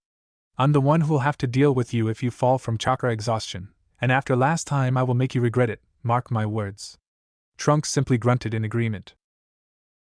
Hi, Flower replied, clearly too tired to argue. "Fall into position," Kyuha ordered, and the 4 Kyokuba members stood at the ready before him. "Great work, team." Another test passed. "You're one step closer to being full Dukeshi." That's what Kyuha had been doing for the past week. After discussions with Jiraiya and the Sandaime, he'd come up with a number of scenarios the new Dukeshi should be able to complete. Rescue missions, captures, scouting, invasion, countering. They'd gone through 15 different tests to make sure they'd be able to work properly together in all situations. And they'd all passed with flying colors. Everyone nodded, save Flower, who fell on herself. "And how many are left?" she said, tiredness evident in her voice. Kyuha had been waiting for that one question. The other times he'd been asked this, his answer had always been a few. And he could see in everyone's face that this was what they were expecting. As such, he answered differently. "None." "What?" Flower replied, eyes growing wide. And she wasn't the only one to react. "There are no more tests," Kyuha said, waving for them to follow. "You've proven your ability to work together well in all situations. Now, all that's left is mastering the kinjutsu that make the Dukeshi such a danger on the battlefield, and that make us an endless army in combat." Silence answered him. He clearly had the group's complete attention. He pointed down toward one of the caves. "Go inside." Everyone did so. The place wasn't one of the Uruhara pathways, but a new base the Naruto clones had built with Jiraiya's teachings and help. It was somewhat far from Konoha, being more than 20 kilometers away, but the Hokage was planning on a second base being built in the village itself. For the moment, this was perfect as a training area. Inside, a dozen clones were waiting, scrolls at the ready. They split into 4 groups and waited. "Now, the first technique you'll learn today is the most important, and the one that'll be used the most," Kyuha explained. "Like all jutsu you'll learn today, this technique is only to be used by clones and never by flesh and blood ninja. In humans, it has side effects that'll end your ninja career in months if not sooner. Clones, demonstrate." One of the clones stepped forward and bowed. He then did a few hand seals, then slapped a glowing hand on the floor. "As you can see, the technique drains chakra," the Dukeshi leader continued. "It affects everything: trees, seals, people, and even nature itself. With it, one of the main flaws of the Kagebunshin, their limited chakra reserves, can be easily dealt with. I'm pretty sure everyone here can understand the implications." Everyone nodded. Seed did so hard enough that Kyuha was afraid she'd broken something. "Now split up. The clones will teach each of you individually, and we'll move to the next technique once you've mastered this one." It didn't take long for each Kyokuba member to join his trio of Dukeshi clones, calling a shadow clone as they did so. Even Flower managed to summon a Bunshin regardless of her exhaustion, interested as she was. Kyuha smiled. His team was growing well and fast. Prank Day 174.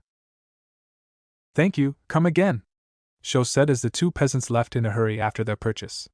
The merchant clone sighed after they were gone. Again, they hadn't learned a thing.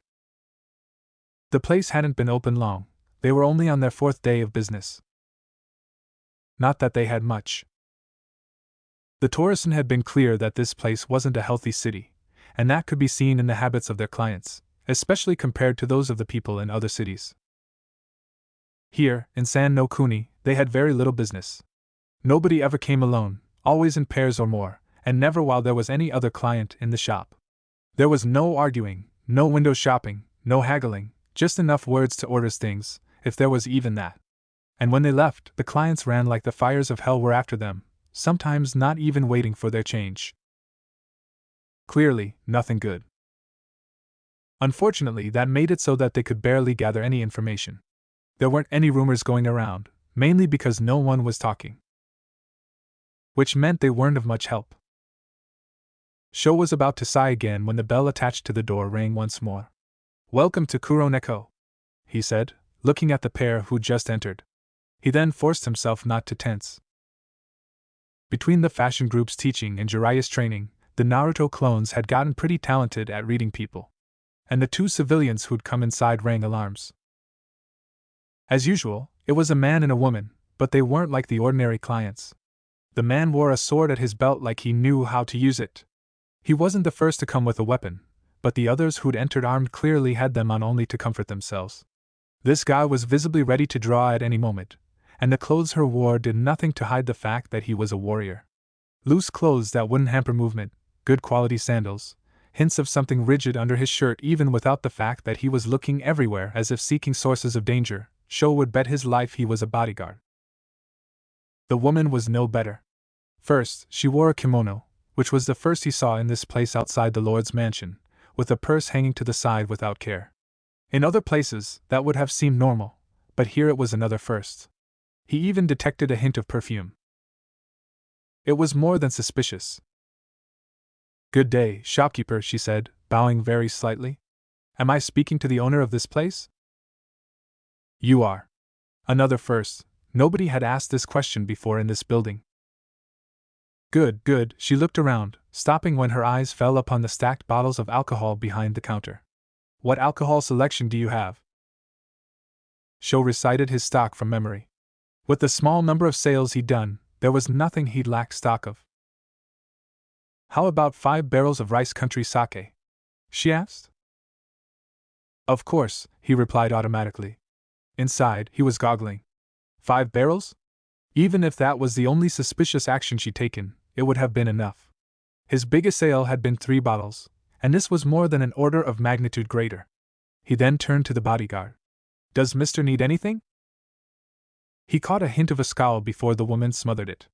"He won't be taking anything." The man just grunted. "I see," he said, tallying the price. She paid without argument, something that raised alarms since he'd put a good 30% markup compared to the normal price, and she didn't even react. He'd expected an argument at the very least. "Will you be taking it with you, or will you need it delivered?" Sho asked. The woman shook her head. "No need for delivery. I'll have someone come get them." "Your receipt, then," he said, handing her the paper. She grabbed it and tucked it in her purse without looking. "Pleasure doing business with you." "Come again," he said, waving. As soon as the door closed behind them, however, he did the cross seal of the Kagebunshin and informed the other members of the network of what had just happened. He was pretty sure there would be a cat or dog trailing them in the next few minutes. He then set himself to wait. Rare was when they had 2 sets of customers, one right after the other, and 3 had never happened. He probably had at least a good 30 minutes before anything else happened. Maybe he could find a way to train that wouldn't be immediately visible. Prank Day 175. By the afternoon of the 5th day, Team 1 had left the main thoroughfares for smaller roads, those being wide enough for only a single cart to pass. The land was getting bumpier, and the ground less maintained, while dense forests surrounded them on both sides. And, after a good 2 hours' march on said road, the group arrived in Fumoto-cho at last. "That's the city we were waiting for?" Naruto said, turning toward his sensei. "It's barely bigger than a village." Muramura had to admit Naruto was right. The place from what they could see was only somewhat bigger than the roadside villages they'd passed on the way. One could see farms just off the main road, and there were very few businesses on the main street. The only one that drew attention was an inn barely a block away, as it was the tallest building in sight. "Indeed, this is where our mission leads," Ebisu replied. While I will agree it is much less populated than Konoha or other such towns, it is still the biggest city in the region. As such, this is the place where the region's administration is concentrated. He looked around. The few people in the street flinched as his team's eyes went over them. The teacher then turned toward his students. Unfortunately, there will be no training while we are in Fumoto-cho. While larger cities tend to have no issues with ninja due to seeing them more frequently, remote places like this tend to have superstitions regarding our presence. We tend to be associated with death, and that simple fact makes the common man fear us. No need to pour oil over the fire by openly practicing ninjutsu. Hi, his 3 students answered. Fact was, they didn't mind too much. Ebisu had used the 5 days on the road to teach the group a number of low-level ninjutsu that were useful for a ninja on mission. Nothing one would use in combat, but rather small techniques that made life easier. A jutsu to purify water, another to create heatless light, one to blow away dust and remove tracks, all sorts of useful things that made life outside cities easier. Now, while we camped outside the last few nights, we will be staying in an inn tonight, their sensei said, pointing forward at said building. Please remember that you are still on mission, and that you are representing Konoha. As such, no pranks, fooling around or anything of the sort. Hi, the trio repeated, following their teacher. The inn was basically the same thing the many Narutos had seen all over the continent, a bar with tables on the first floor, and a staircase leading to rooms on the second. The place was actually quite clean, compared to the many other examples the Narutos had seen, which boded well. Hello, hello, the old man behind the counter said as the 4 came in. Then his eyes went wide. Shinobi-san! He exclaimed while bowing. It has been a long time since any shinobi stayed at my humble inn. Welcome to the bottom of the hill, sirs, miss. No need to bow before our group, innkeeper, Ebisu replied as he stepped forward. We are simply travelers. Tell me, do you have any rooms you might rent us? This is not the busy season, Shinobi-san, the innkeeper answered. All my rooms are open. How many would you need? 2, please. The old man grabbed a few keys from behind the bar. Please follow me. The civilian stepped out from his workstation, doing a bizarre clacking sound at every step. As he came out from behind the bar, the 3 genin couldn't help but stare. The man had a wooden leg. Eyes front, Ebisu whispered harshly, and unfortunately too late. The old man stopped, realizing he was being stared at. He then smiled. No worries, he said. Everyone stares at first. I'm more than used to it. What happened? Miramara asked. Well, when I was younger, I was a somewhat skilled hunter, the man explained as everyone walked upstairs. One winter, however, while I was coming back from a hunt, a starving wolf decided that what I'd caught was exactly what he needed. He took me by surprise, and we fought for a while. I ended up killing him, but by that time the wolf had taken a big bite out of my leg. I made it back to the city, but by that time my leg had gotten infected. It was beyond the skills the resident healer, so she cut my leg just below the knee to save me. I carved this leg while I was recuperating in bed, and I've been walking on it ever since. He stopped, and pointed to the rooms on the opposite sides of the corridor. These are yours. 2 beds in each. Supper is included and at 6 tonight. How many nights will you need? 1 should be enough, Ebisu replied. Please pay at supper then, the innkeeper said, walking back toward the bar. I'll leave you to your things then. One last detail, if you will? Ebisu asked. Yes? Where could I find the person in charge of this city? The special jonin said. Old man Chaochu? The innkeeper replied, stopping. 4 houses down, on the other side of the street. You can't miss it, it's the only place with 2 floors outside the inn. He paused for a moment. It's been a while since I've seen the man, though, and usually he comes every evening. He might not be in. Where could we find him, then? Their sensei asked. He might be in one of the smaller towns around here, or in one of the surrounding farms, the old man mused. Outside of that, no clue. Thank you, Ebisu said with a small bow. No need, the old man replied, walking away once more. Just happy to have business. The innkeeper had said it true, the lawman in charge was absent when the team visited, and no one had any clue where he might be found. Between training and missions, Sasuke didn't find much time to look into the mystery that was Naruto's graduation. Kakashi could be a slave driver when he was actually training people, and on some days he couldn't help but fall directly into bed after the team disbanded. Still, he did what he could to listen for whatever was happening in Konoha, hoping for more information. Unfortunately, he missed the days directly after the invasion, when the news was fresh, and very little could currently be heard about his blonde classmate since, as he'd found out, the boy was outside the village on his first C rank. Luckily, after a few weeks, he finally got the opportunity he was waiting for. Kakashi had finished the training early, since he needed to accompany Sakura for Mednin testing, while Sakaki had a training bout with Rock Lee, who he saw as a rival. That left him with all the time in the world to go directly to the best source of information. Yumino Irika. This wasn't the first time he tried to talk to his former teacher, but the man had been absent repeatedly. It seemed that some days he left the academy at the same time as the students, only to reappear home hours later.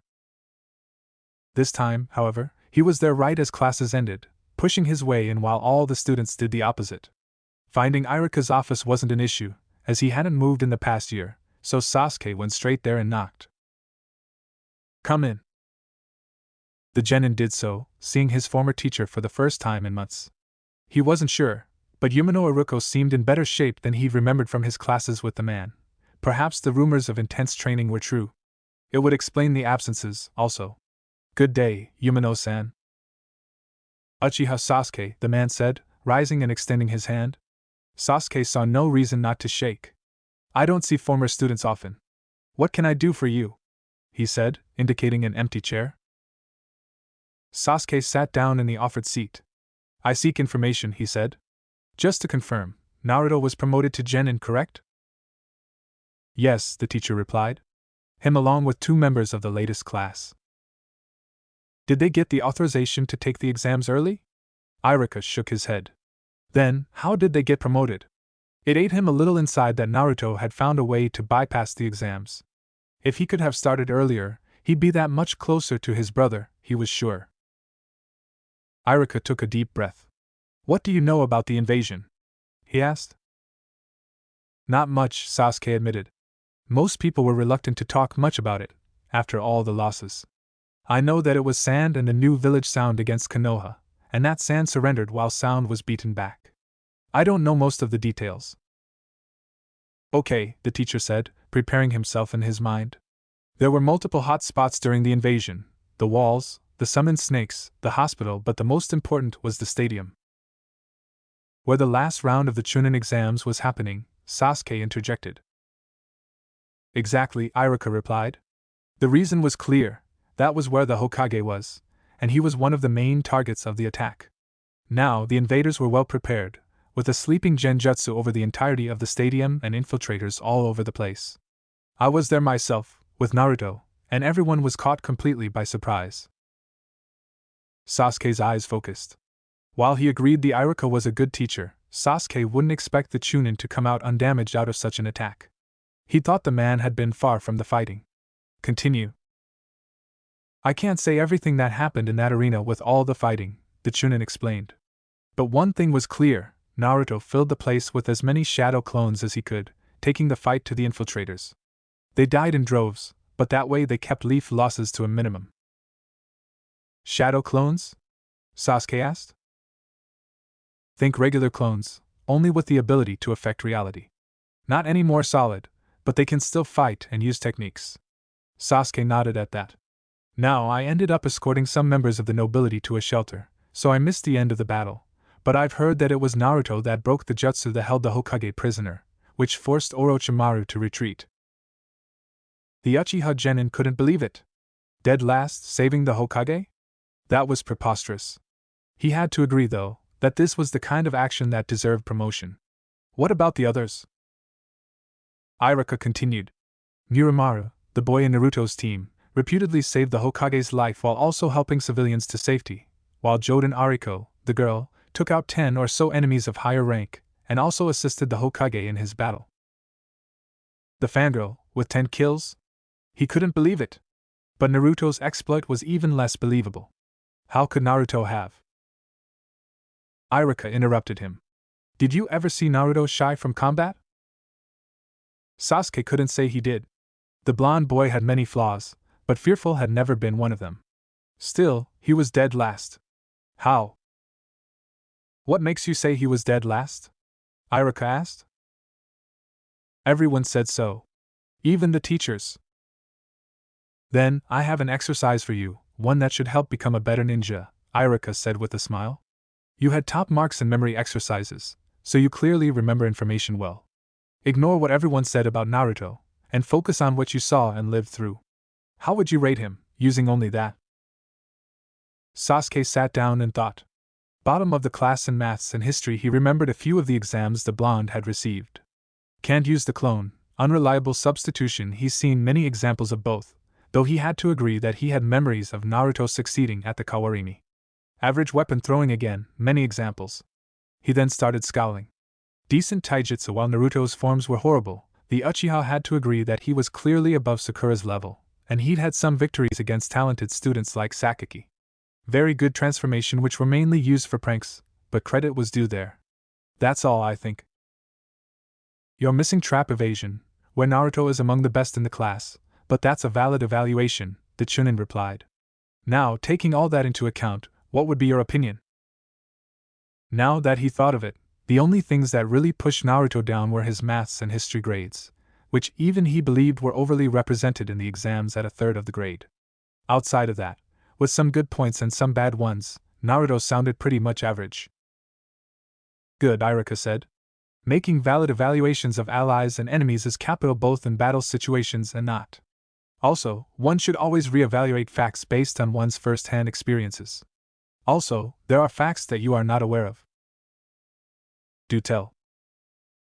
Some are not mine to tell, but I will tell you what is commonly known, the teacher said. Naruto had special issues that were not caught until recently, and was also the target of deliberate sabotage by at least 2 teachers. Unfortunately, with Kazuki's escape and the need to bring back the students whose last exam had been sabotaged, the manipulations in the academy hadn't stayed secret very long. Keeping things hidden in a ninja village when students were involved was nearly an impossibility. What?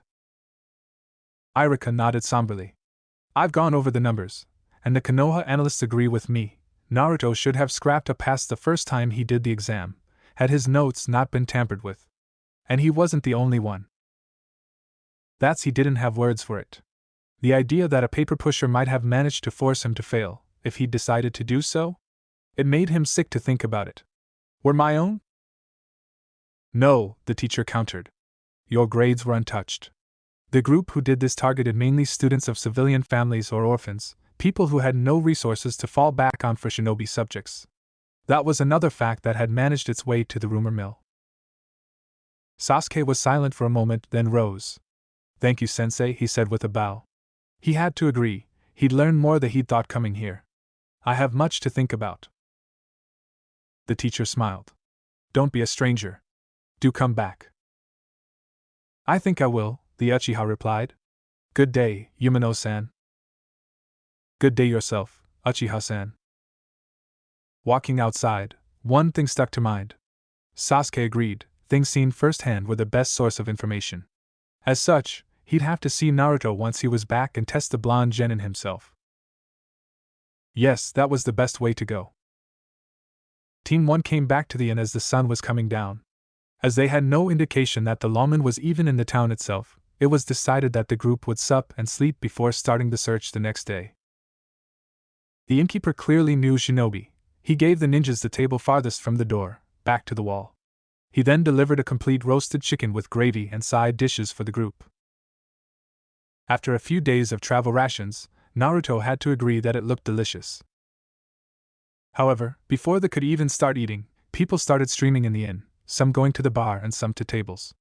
The old man and a boy, who they supposed was the cook, went back and forth brining food. Ignoring them, Naruto started on his own meal, only to be interrupted by Ariko. Are they all looking at us? Naruto turned around and noticed that yes, Ariko was right. Each and every person at the table was staring in their direction, eyes barely blinking. Even the people at the bar did the same, ignoring their glasses. Turning back to his team, Naruto shivered. Creepy. Ignore it, Ebisu said, seemingly unaffected. Reactions like this one are unfortunately common in isolated regions. This is actually not the worst case I've lived through. He then launched himself into a retelling of one of his missions deep in Fire Country. The people there had been even worse than the citizens of Fumoto-cho, blaming the passing ninjas for everything that had gone wrong in the last 2 years. It had gotten to the point where Ebisu's team faced a lynch mob, and only the fact that Ebisu's teammate Might Guy had been especially talented in knocking out adversaries instead of killing them had kept the situation from becoming a bloodbath. I get that, Miramara said, trying to ignore the looks. Still, it's disturbing. Ariko nodded, handing Ichibo a second carrot. Then, let us focus on something else, Ebisu said, putting his half-full glass of water at the center of the table, out of sight from the rest of the room. Look here. He did a pair of hand seals, then put his hands at both sides of the glass. Nothing happened. Was something supposed to happen, sensei? Ariko asked. No, the special Jonin replied. But watch this. He reached into his pockets, withdrawing a clear vial. Opening it, he let a single drop fall in the glass before putting back in its place. He then made the same set of hand seals once more, and this time, the glass shone clear blue when he put his hands on it.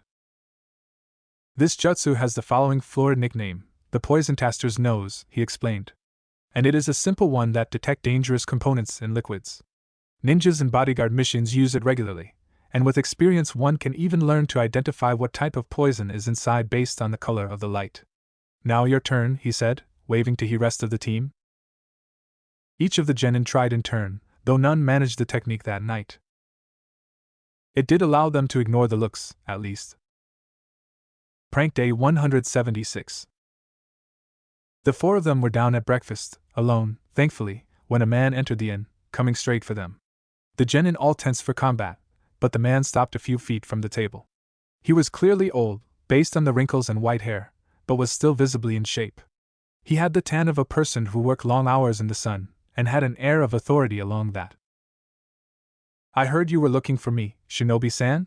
He said, turning toward Ebisu. You must be the lawman, I suppose? Indeed, he replied with a booming voice. I am Chujuru, and I've been placed in charge of this region by the Fire Daimyo. Call me Chaochu, everyone does. He looked at everyone. Now what can I do for you, sirs, miss? Ebisu stepped forward. We have a dispatch from Konoha for you, he said, withdrawing and handing the document. Chujiro waited no time, breaking the seal and quickly reading the missive. I see, he finally said. I have the requested documents in my office.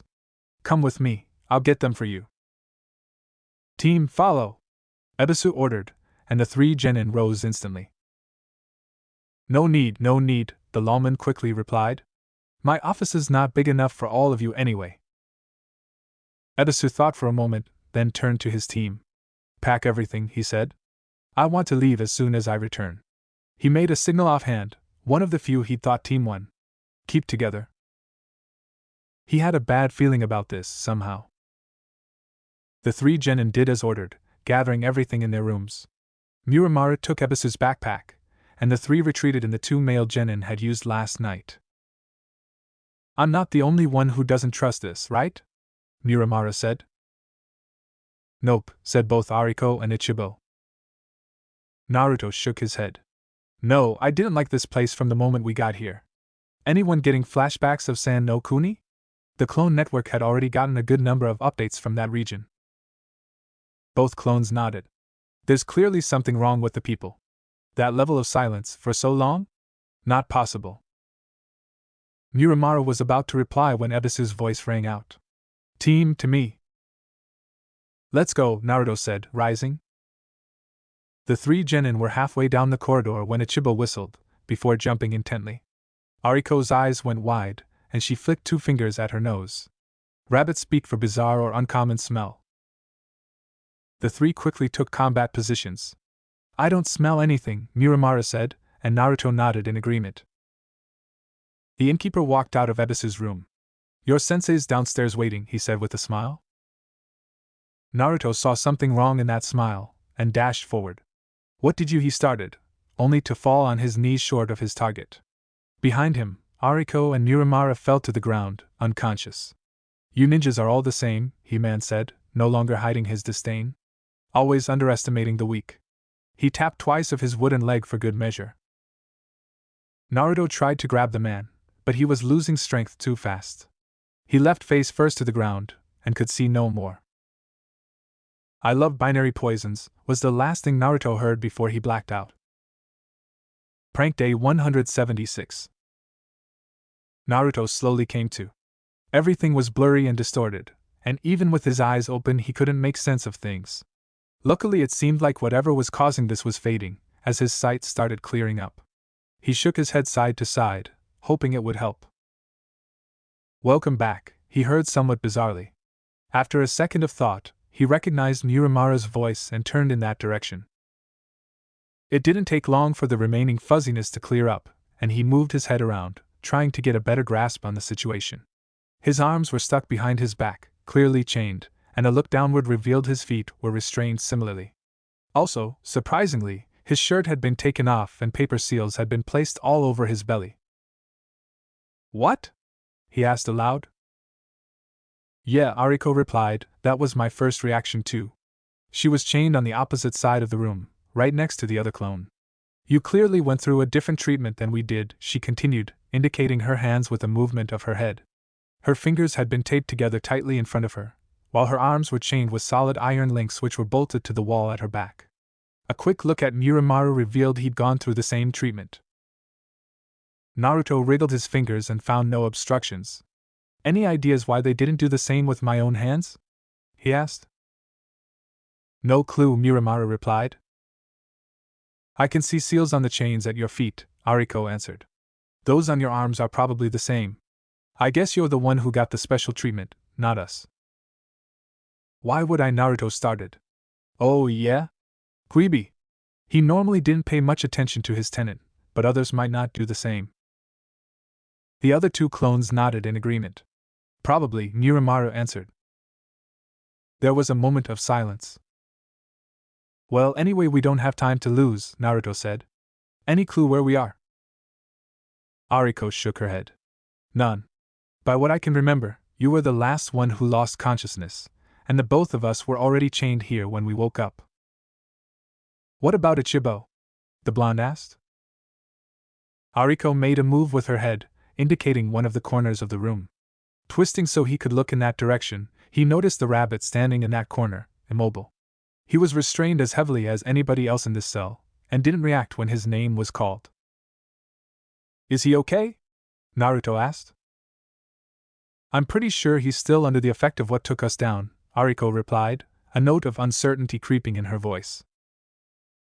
"Any clue what it was?" Miramara added. Naruto thought back, trying to remember what had happened earlier. I think he said it was a poison of some sort." "Poison?" Miramara echoed, surprised. "Aren't we clones immune to poison?" That was at least the general idea, especially based on the clone's resistance to alcohol. "That's what I thought also," Naruto replied. "It's not like we tested that part, however." At those words, the two clones looked down. Believing themselves immune was dangerous, especially if they weren't. "Anyway," Naruto continued, "that's not important right now. What is getting out of here, and as soon as possible." "And how are we going to do that?" Miramara said, rattling his chains. "We can't do hand seals, we barely have any leeway to move and we're chained to the very walls." Said walls were stone, and looked very sturdy. "How can we manage that?" Naruto nodded, face serious. "Then, let's figure out what we can do without hand seals. Anything comes to mind?" "Well," Ariko said from her spot, "there's already a few things. Mostly chakra exercises, but Hara Coil 3.4, Diaphragm Coil 3.1, Central Lung Coil 3.7. That and the sound of a quill on paper were the only things Ebisu could hear as he came to. Since he had no clue where he was, he did his best not to react in any way, keeping his eyes closed as he cast his mind back to how he'd gotten here. The last thing he remembered was following the lawman back to his office. He'd been on edge. He couldn't tell what, but some instinct was telling him things weren't as he'd suspected. Still, the lawman made no offensive move, leading him directly to his office and withdrawing the requested documents from his desk. The special Jonin remembered that he not even touched the documents, preferring to use a variation of the leaf floating method to grab them. The first was what had been requested, and he'd fallen while reaching for the second. He couldn't think of anything else. "Welcome back to the land of the living, Ninja-san," a voice came from above. "I was starting to think you had an uncommon reaction to my poison. The antidote normally works much quicker." Ebisu could hear the smile in the man's voice. "Though I will suggest that you should train your body more, Ninja-san. I've rarely had a high-level ninja with such a weak body pass through my hands." Ebisu opened his eyes to find a man standing right above him. He had short white blonde hair that was slicked back and ended at his nape, along with a bizarre seal right in the middle of his forehead. He wore an open white lab coat with casual clothes underneath, nothing that especially drew attention. No, what immediately drew the eyes were the glasses he wore. Steel gray, they were nearly a half mask with how much of his face they covered. Also, one couldn't see his eyes through the lenses, and not because they were tinted. No, the effect was similar to a microscope, distorting the eye beneath. "I'm sorry, I haven't introduced myself," the man said cheerfully. "My name is Shinsei Shukuen, and this place is my very own lab." Ebisu tried rising, only to fail as bands of metal held him down. "What am I doing here?" he asked. "You are here to help the advancement of knowledge, of course," Shukuen replied with a smile, sounding as if such a thing was self-evident. "We don't get many Konoha shinobi here, but your fire nature will be perfect for many tests." The blonde's hands formed into seals. "Now, please stay still. We wouldn't want to generate invalid data, would we?" Ebisu's eyes went wide. "You're a ninja?" There had been no indication of such a thing, no Hittite, no weapons or armor. Not even the classic scars and other bodily consequences of shinobi life. "Never call me that," the man spat out, his cheerful demeanor vanishing in an instant. "I'm a chakra scientist, not one of those stupid brutes that care only about money and violence." He put his hand on the immobile Ebisu's throat, and paralyzed the special jonin from the throat down. None of them care about research, progress, or anything like that. They only care about killing each other off. He stooped for a second.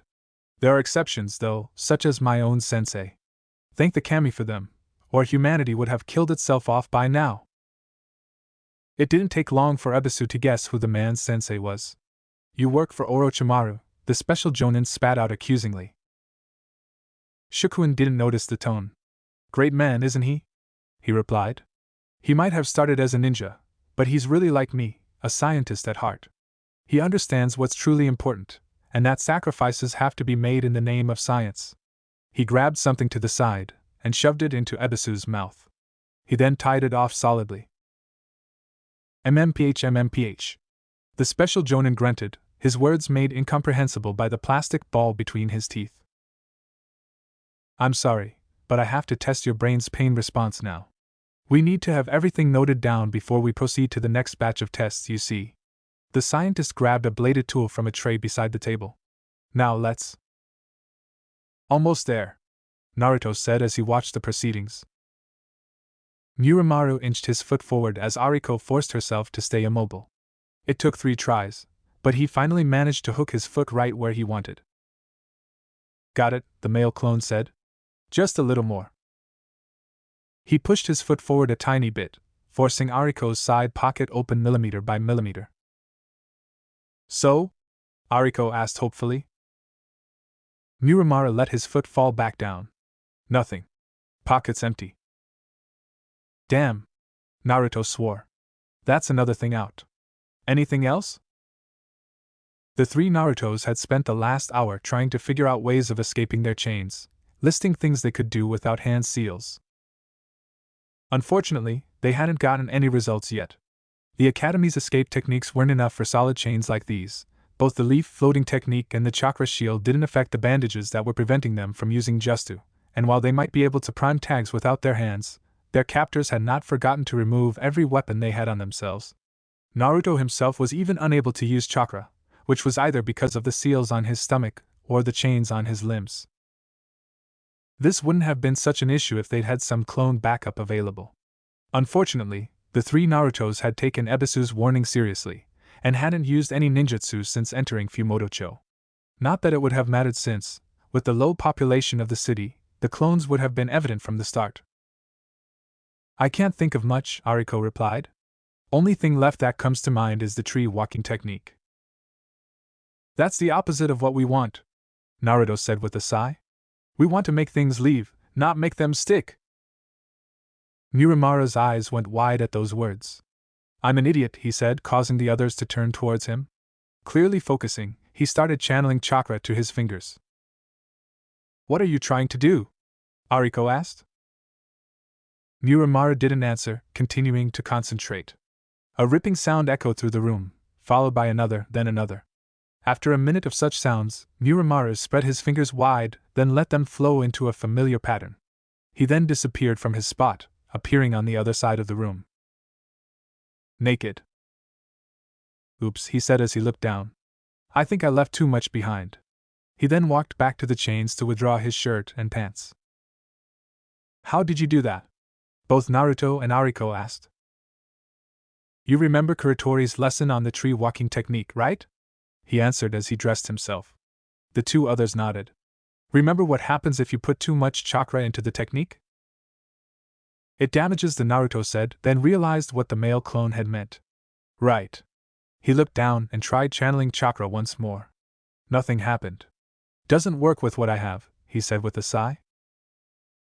Not surprising, Miramara said as he made sure everything was properly in place.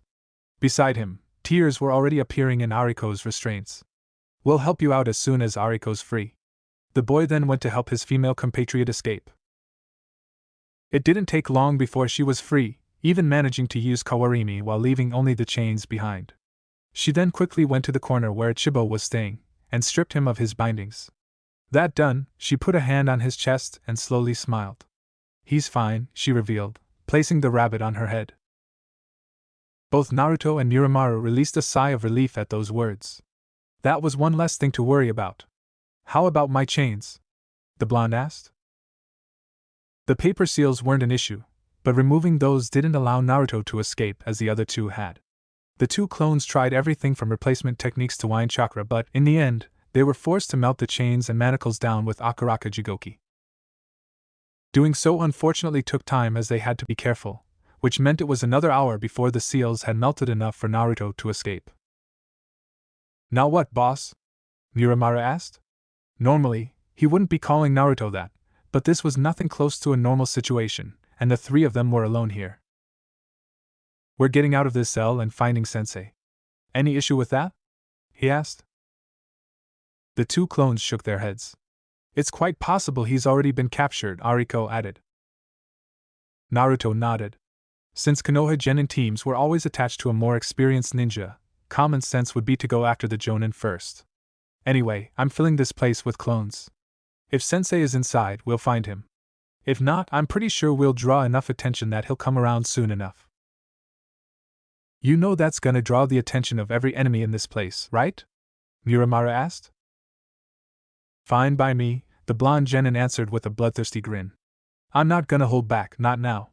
With what's happening in the village and Sensei missing, there's definitely some backsides in need of kicking. You two with me? Always, Ariko said, while Miramara nodded. One cross seal later, a dozen more Naruto appeared in the room. Seconds later, a stream of fire melted the lock that was holding them prisoner, and all of them rushed out. Let's go, people! Naruto yelled, and was answered by battle cries from the rest of his team. You really should take care of yourself better, you know, Shukun said as he finished with another medical scanning technique. Your liver's resistance to toxins is downright pathetic for a career shinobi. Ebisu resisted the urge to yell once more. Not only was he tied to a table, stripped near naked, and analyzed like a piece of meat, but his tormentor had the gall to complain about just about everything regarding his body. Yes, he knew he wasn't the example of physical perfection that his teammate Guy was, but having it pointed out to his face in clinical terms was pouring salt on the wounds. Still, with the gag in place, there wasn't much he could do anyway. The special Jonin heard the door open, and then the clack of wood on tile. He recognized the sound. That was the innkeeper's leg, for certain. Ebisu realized that they'd been in the enemy's lair from the start, and hadn't noticed. He mentally swore at himself. He should have been more careful. Master, the genin have escaped, the innkeeper said as he advanced. The door was forced, and the alarms rang. Really? Shukun replied. He looked at the side, where Ebisu could see a clock from the corner of his eyes. They should still be unconscious, and for at least 5 more hours. You did restrain the lot of them like I told you? Yes, he said, then recited his orders. Both pairs of chakra seals on the blonde boy. 8 chakra siphons on his stomach along with 4 coil blockers, placed as you directed. The other 2 were tied like every other ninja we've captured. One of them must have some special bloodline technique, or something, the scientist replied. He'd only done a cursory scan of their chakra and nothing else. He should have done deeper tests. No matter. Release all the experiments. That should take care of them. Which suit do you want? I'll take the last Earth one. It's the best you've gotten me since my first. Ebisu could hear the raw satisfaction there was in those words. He didn't know what they meant by suits, but he wasn't looking to find out. Let me just stop things here and I'll transfer you, the scientist then turned to Ebisu. I'm sorry, but duty calls. Don't worry, I'll be back later for more tests. We'll have some good times together, you and I. MMPH. Ebisu tried yelling as the man's chakra-enhanced palm reached for his face, but once more the gag stopped him. He wanted nothing to do with the man's tests, and questioned the sanity of anyone who thought otherwise. Then fingers touched his brow, and he knew no more. The place was a complete labyrinth. Running down long corridors with barely enough light, the 3 Narutos felt it was a little like being inside the Uruhara tunnels. Those tunnels, however, didn't have side rooms every few dozens meters. Up until now, the group had found only cells, with nothing worse inside than a dead rat. Still, they checked everything. It wouldn't do to miss Ebisu's cell simply because they'd skipped 1 or 2. Incoming. One of the clones scouting ahead of the pack said before diving to the side. Still, that didn't help as a claw swipe burst him as the enemy passed by. It wasn't anything the Naruto clones had seen before. It had a wolf's head on a gorilla's body, with a crocodile's tails and way too many arms. 6 of them to be exact, with 3 different pairs. All the pieces were attached together by bizarre black thread, crudely stitched in a way that shouldn't work, but still did. The clones in front didn't wait, charging 3 at the time. 2 died before doing anything, but the last managed to electrocute the beast before disappearing. It fell down in a heap, dead on the spot. Well, Muramura said as Naruto generated another dozen Kage Bunshin. That wasn't so tough. Not 4 seconds after those words, another patchwork chimera rushed down the corridor. This one got no farther than the previous one, taking 3 clones with it. Another 2 creatures ran forward screaming before it even hit the floor. Defensive formation, Naruto yelled, creating more copies. He then stepped back as Bunshin formed protective lines in front of the Genin team. Against them, wave after wave of unnatural beasts pushed forward, biting and clawing everything in their way. The situation quickly became a stalemate. On one side, the monstrous beasts seemed endless and ever different, while on the other Naruto used the side rooms to summon more clones, bolstering the lines. The fact that the corridor was barely 2 meters wide meant that the numbers that could effectively fight were limited, and the lack of ranged weapons, or time to prepare more powerful techniques, made it so the clones were the ones doing all the fighting. Simple punches and kicks weren't enough, and they hadn't been able to retrieve their weapons as of yet. This bloody, close fighting went on for more than 5 minutes before one of the clones found a better way. Instead of directly taking the charge of some bizarre bear/bull/tiger mix, he dodged to the side, climbing up the wall to stay outside the creature's reach. He then jumped on its back and shocked the creature before being dispelled by the lightning technique. Follow that example, Naruto yelled. Luckily for the group, the first who did so was a clone trying to rush over the enemy lines. As soon as he was above the combat, he took an arrow to the knee and turned to smoke. What? Ariko cried out. None of that, Shinobi-san, an unknown voice echoed over the beastly howls. It came from somewhere between 2 of the lights, making the source invisible in the dark. I'm sorry to say, but the curfew is in effect. You should all return to your rooms to sleep some more. Who are you? Naruto yelled back. What, you don't recognize me? The voice answered, a hint of a smirk clearly audible. You kids, you make an old man sad. Old man? Muramura replied, perplexed. And that's the third, the voice answered. Muramura, was it? How do you know? The male clone yelled back. You'd be surprised at what an innkeeper hears, kid, the voice said. Well, good night all. At that, something shattered right over the heads of the genin. All three jumped to the side, expecting an explosive, but nothing like that came. You missed, Naruto retorted victoriously. Oh, did I? Naruto's elation was short-lived, as Muramaru and Ariko fell right beside him. His knees failing, he forced himself to cross his arms, channeling all that he could into what might be his last technique. Kaige Bunshin no Jutsu, he yelled, only for the floor to welcome him back into darkness. Naruto was unfortunately more of a doer than a thinker. That was why, when faced with a dangerous situation, he tended to act instead of doing the smart thing, like informing the rest of the network of the latest happenings. As it often did, this meant that all the clones had only been updated once the first Bunshin fell in battle. Not the way one preferred learning about a situation. Of course, orders had been dispatched quickly. Kyuha, who had the most experience leading troops during such a situation, had quickly given orders. The clones closest to Fumoto-cho, who were part of the merchant network, had been ordered to send support as fast as possible. They were, however, hours away at quickest speed, and that was if they didn't miss the paths that the team had taken. Other clones were dispatched. Tsuya informed the Hokage of what was happening as soon as she was free, and he ordered the network to find Jiraiya as soon as possible, and to order him straight to Fumoto-cho. He seemed to have an idea about who was the cause of this, and wanted the Toad Sage on the scene pronto. The clones, however, were one step ahead. Sara was a former guard of the merchant network, and she'd been one of those dispatched to find the Sannin from the very moment they'd first been informed about Naruto's situation. There were 24 like her, all over the village, trying to find the older shinobi. Unsurprisingly, most were concentrated on the red light district, which was where Jiraiya could usually be found. Sara had another target in mind. Last time she was out of the tunnels for ramen, she'd heard rumors of perverts spying on women relaxing in the hot springs. She hadn't given the matter much thought, but now that she was looking, she wouldn't be surprised to find that Jiraiya was the source of those rumors.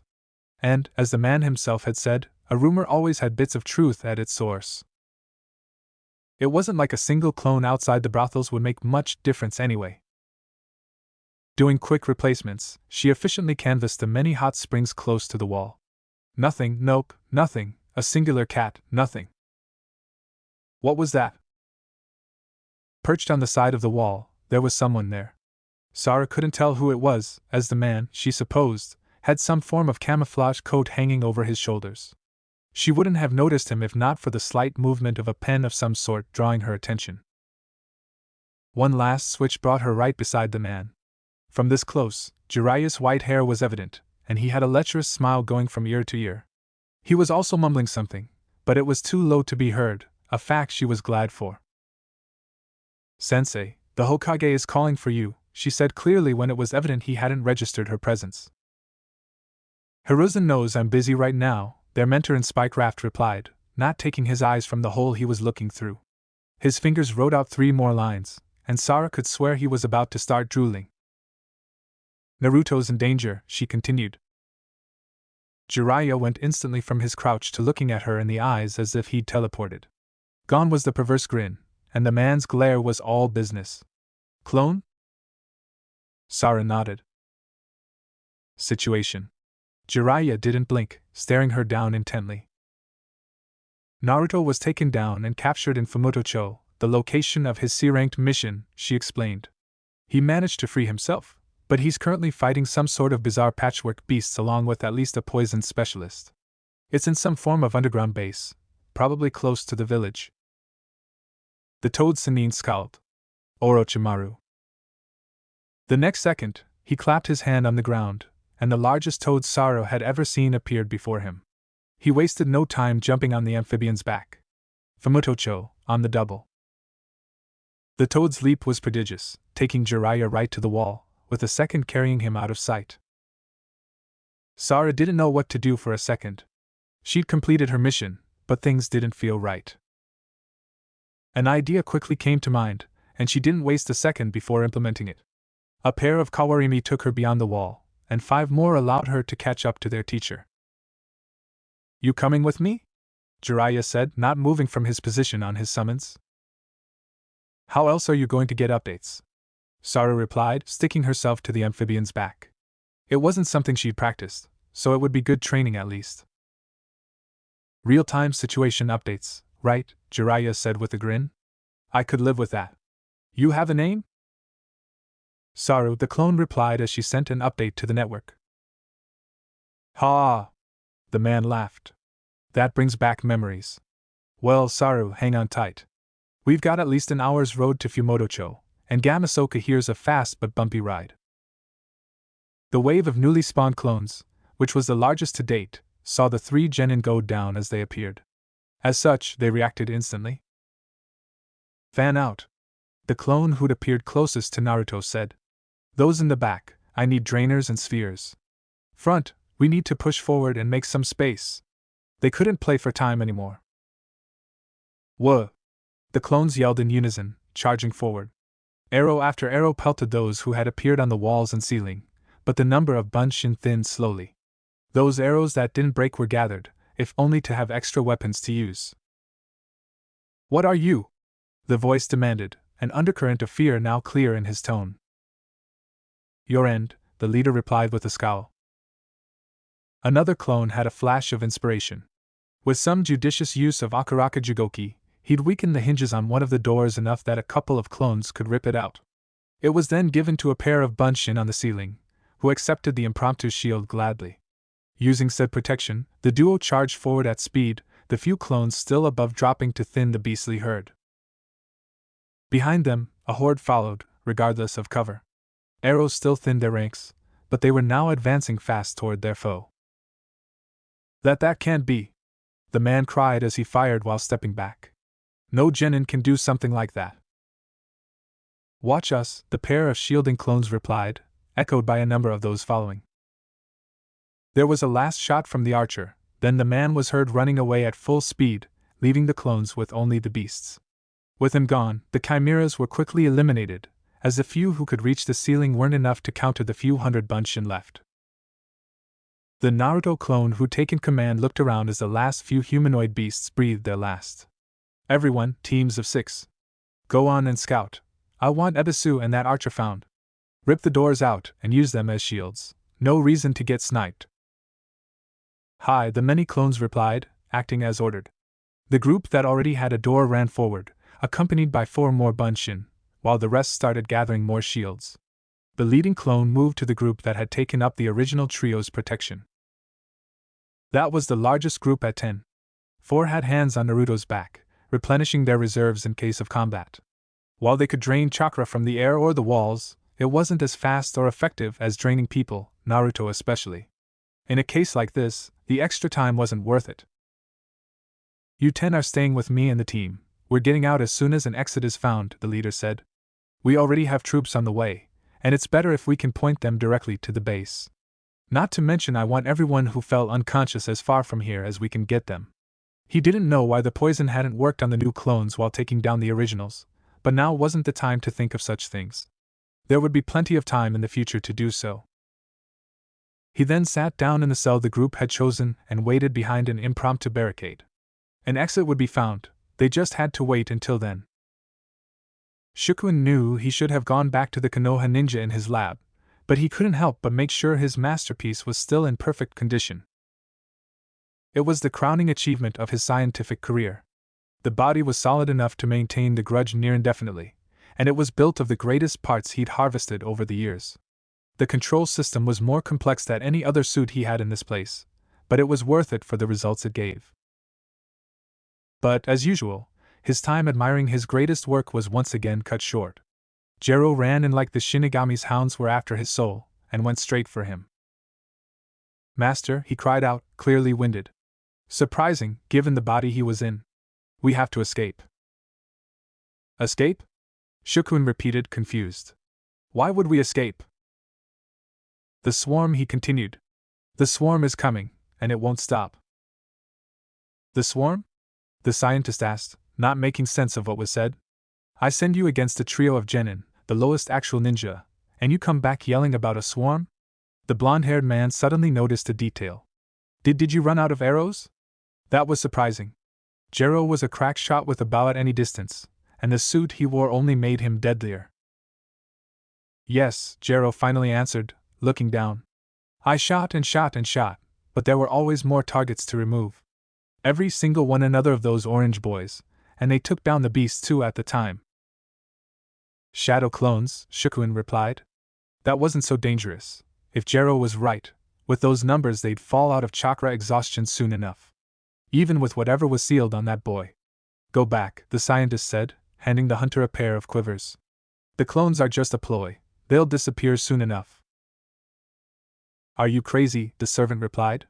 They're infinite. Shikuin sighed. There was no such thing as infinite chakra. Everyone who used it knew that very well. But Jero had never been a ninja, and had never had any form of chakra training, so superstitions like that did appear from time. They aren't, I can promise you, the scientist explained. Depending on that boy's reserves, they may even already have disappeared. Kage Bunshin aren't made to be used in great numbers, especially not by genin. Really? Jero asked, unsure. Shikuin nodded. Really. The servant turned to the door, only to find the lock and handle reddening quickly. It burst open a second later, and four similar faces could be seen on the other side. Found you, they chorused in an eerie echo. The tunnels near the cells had widened into a full complex once the clones had escaped from the part they had been imprisoned in. With all the crisscrossing corridors they found, the teams split up in every direction, trying to find their targets. They still opened every door, not leaving a single room unsearched. And most of the times, they wished they hadn't done so.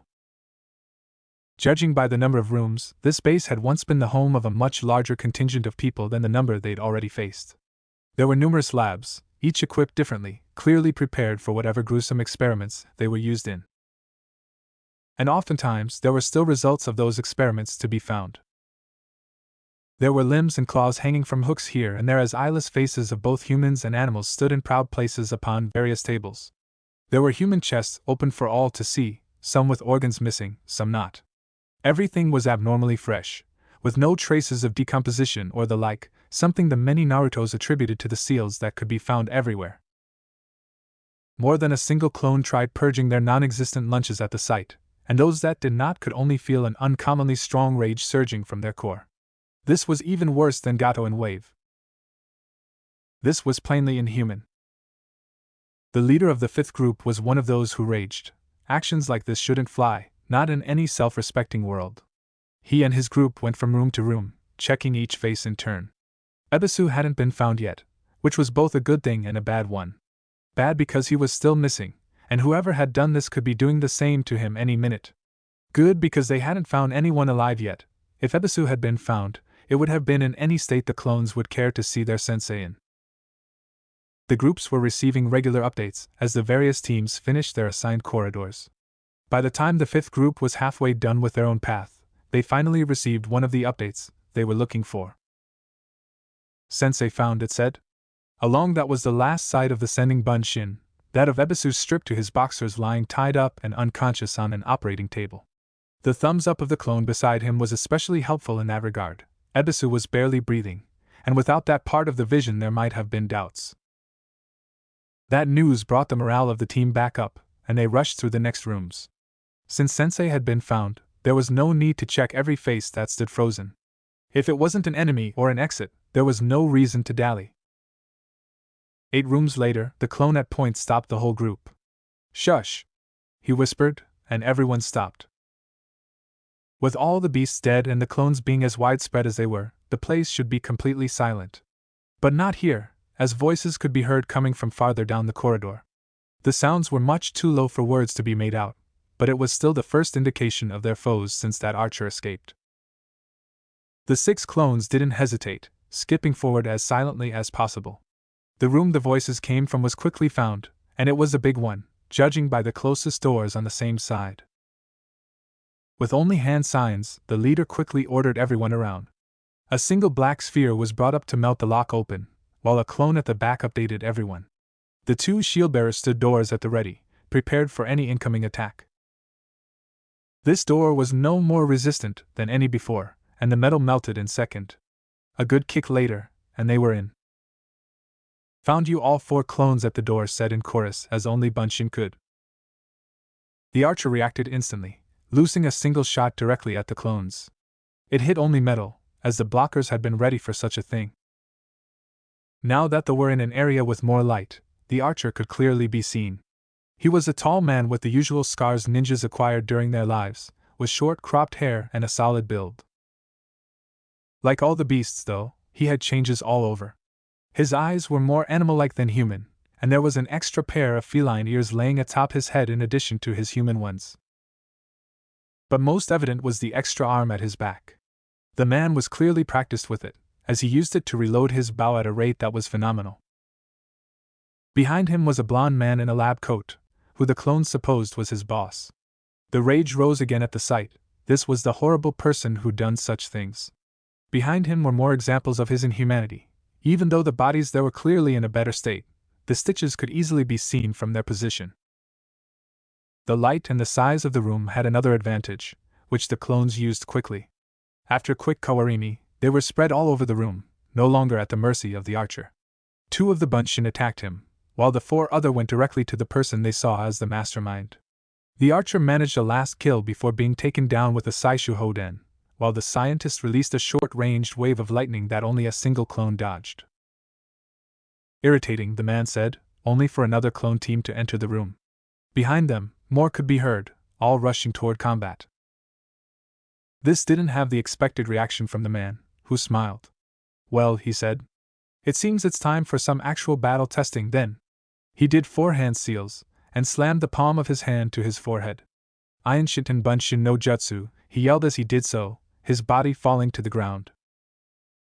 And deeper in the room, everything rumbled as a giant rose from his resting place, a bizarre echoing laughter ringing all over the place. Thanks for watching. I hope you had as much fun as I did putting this epic what if together.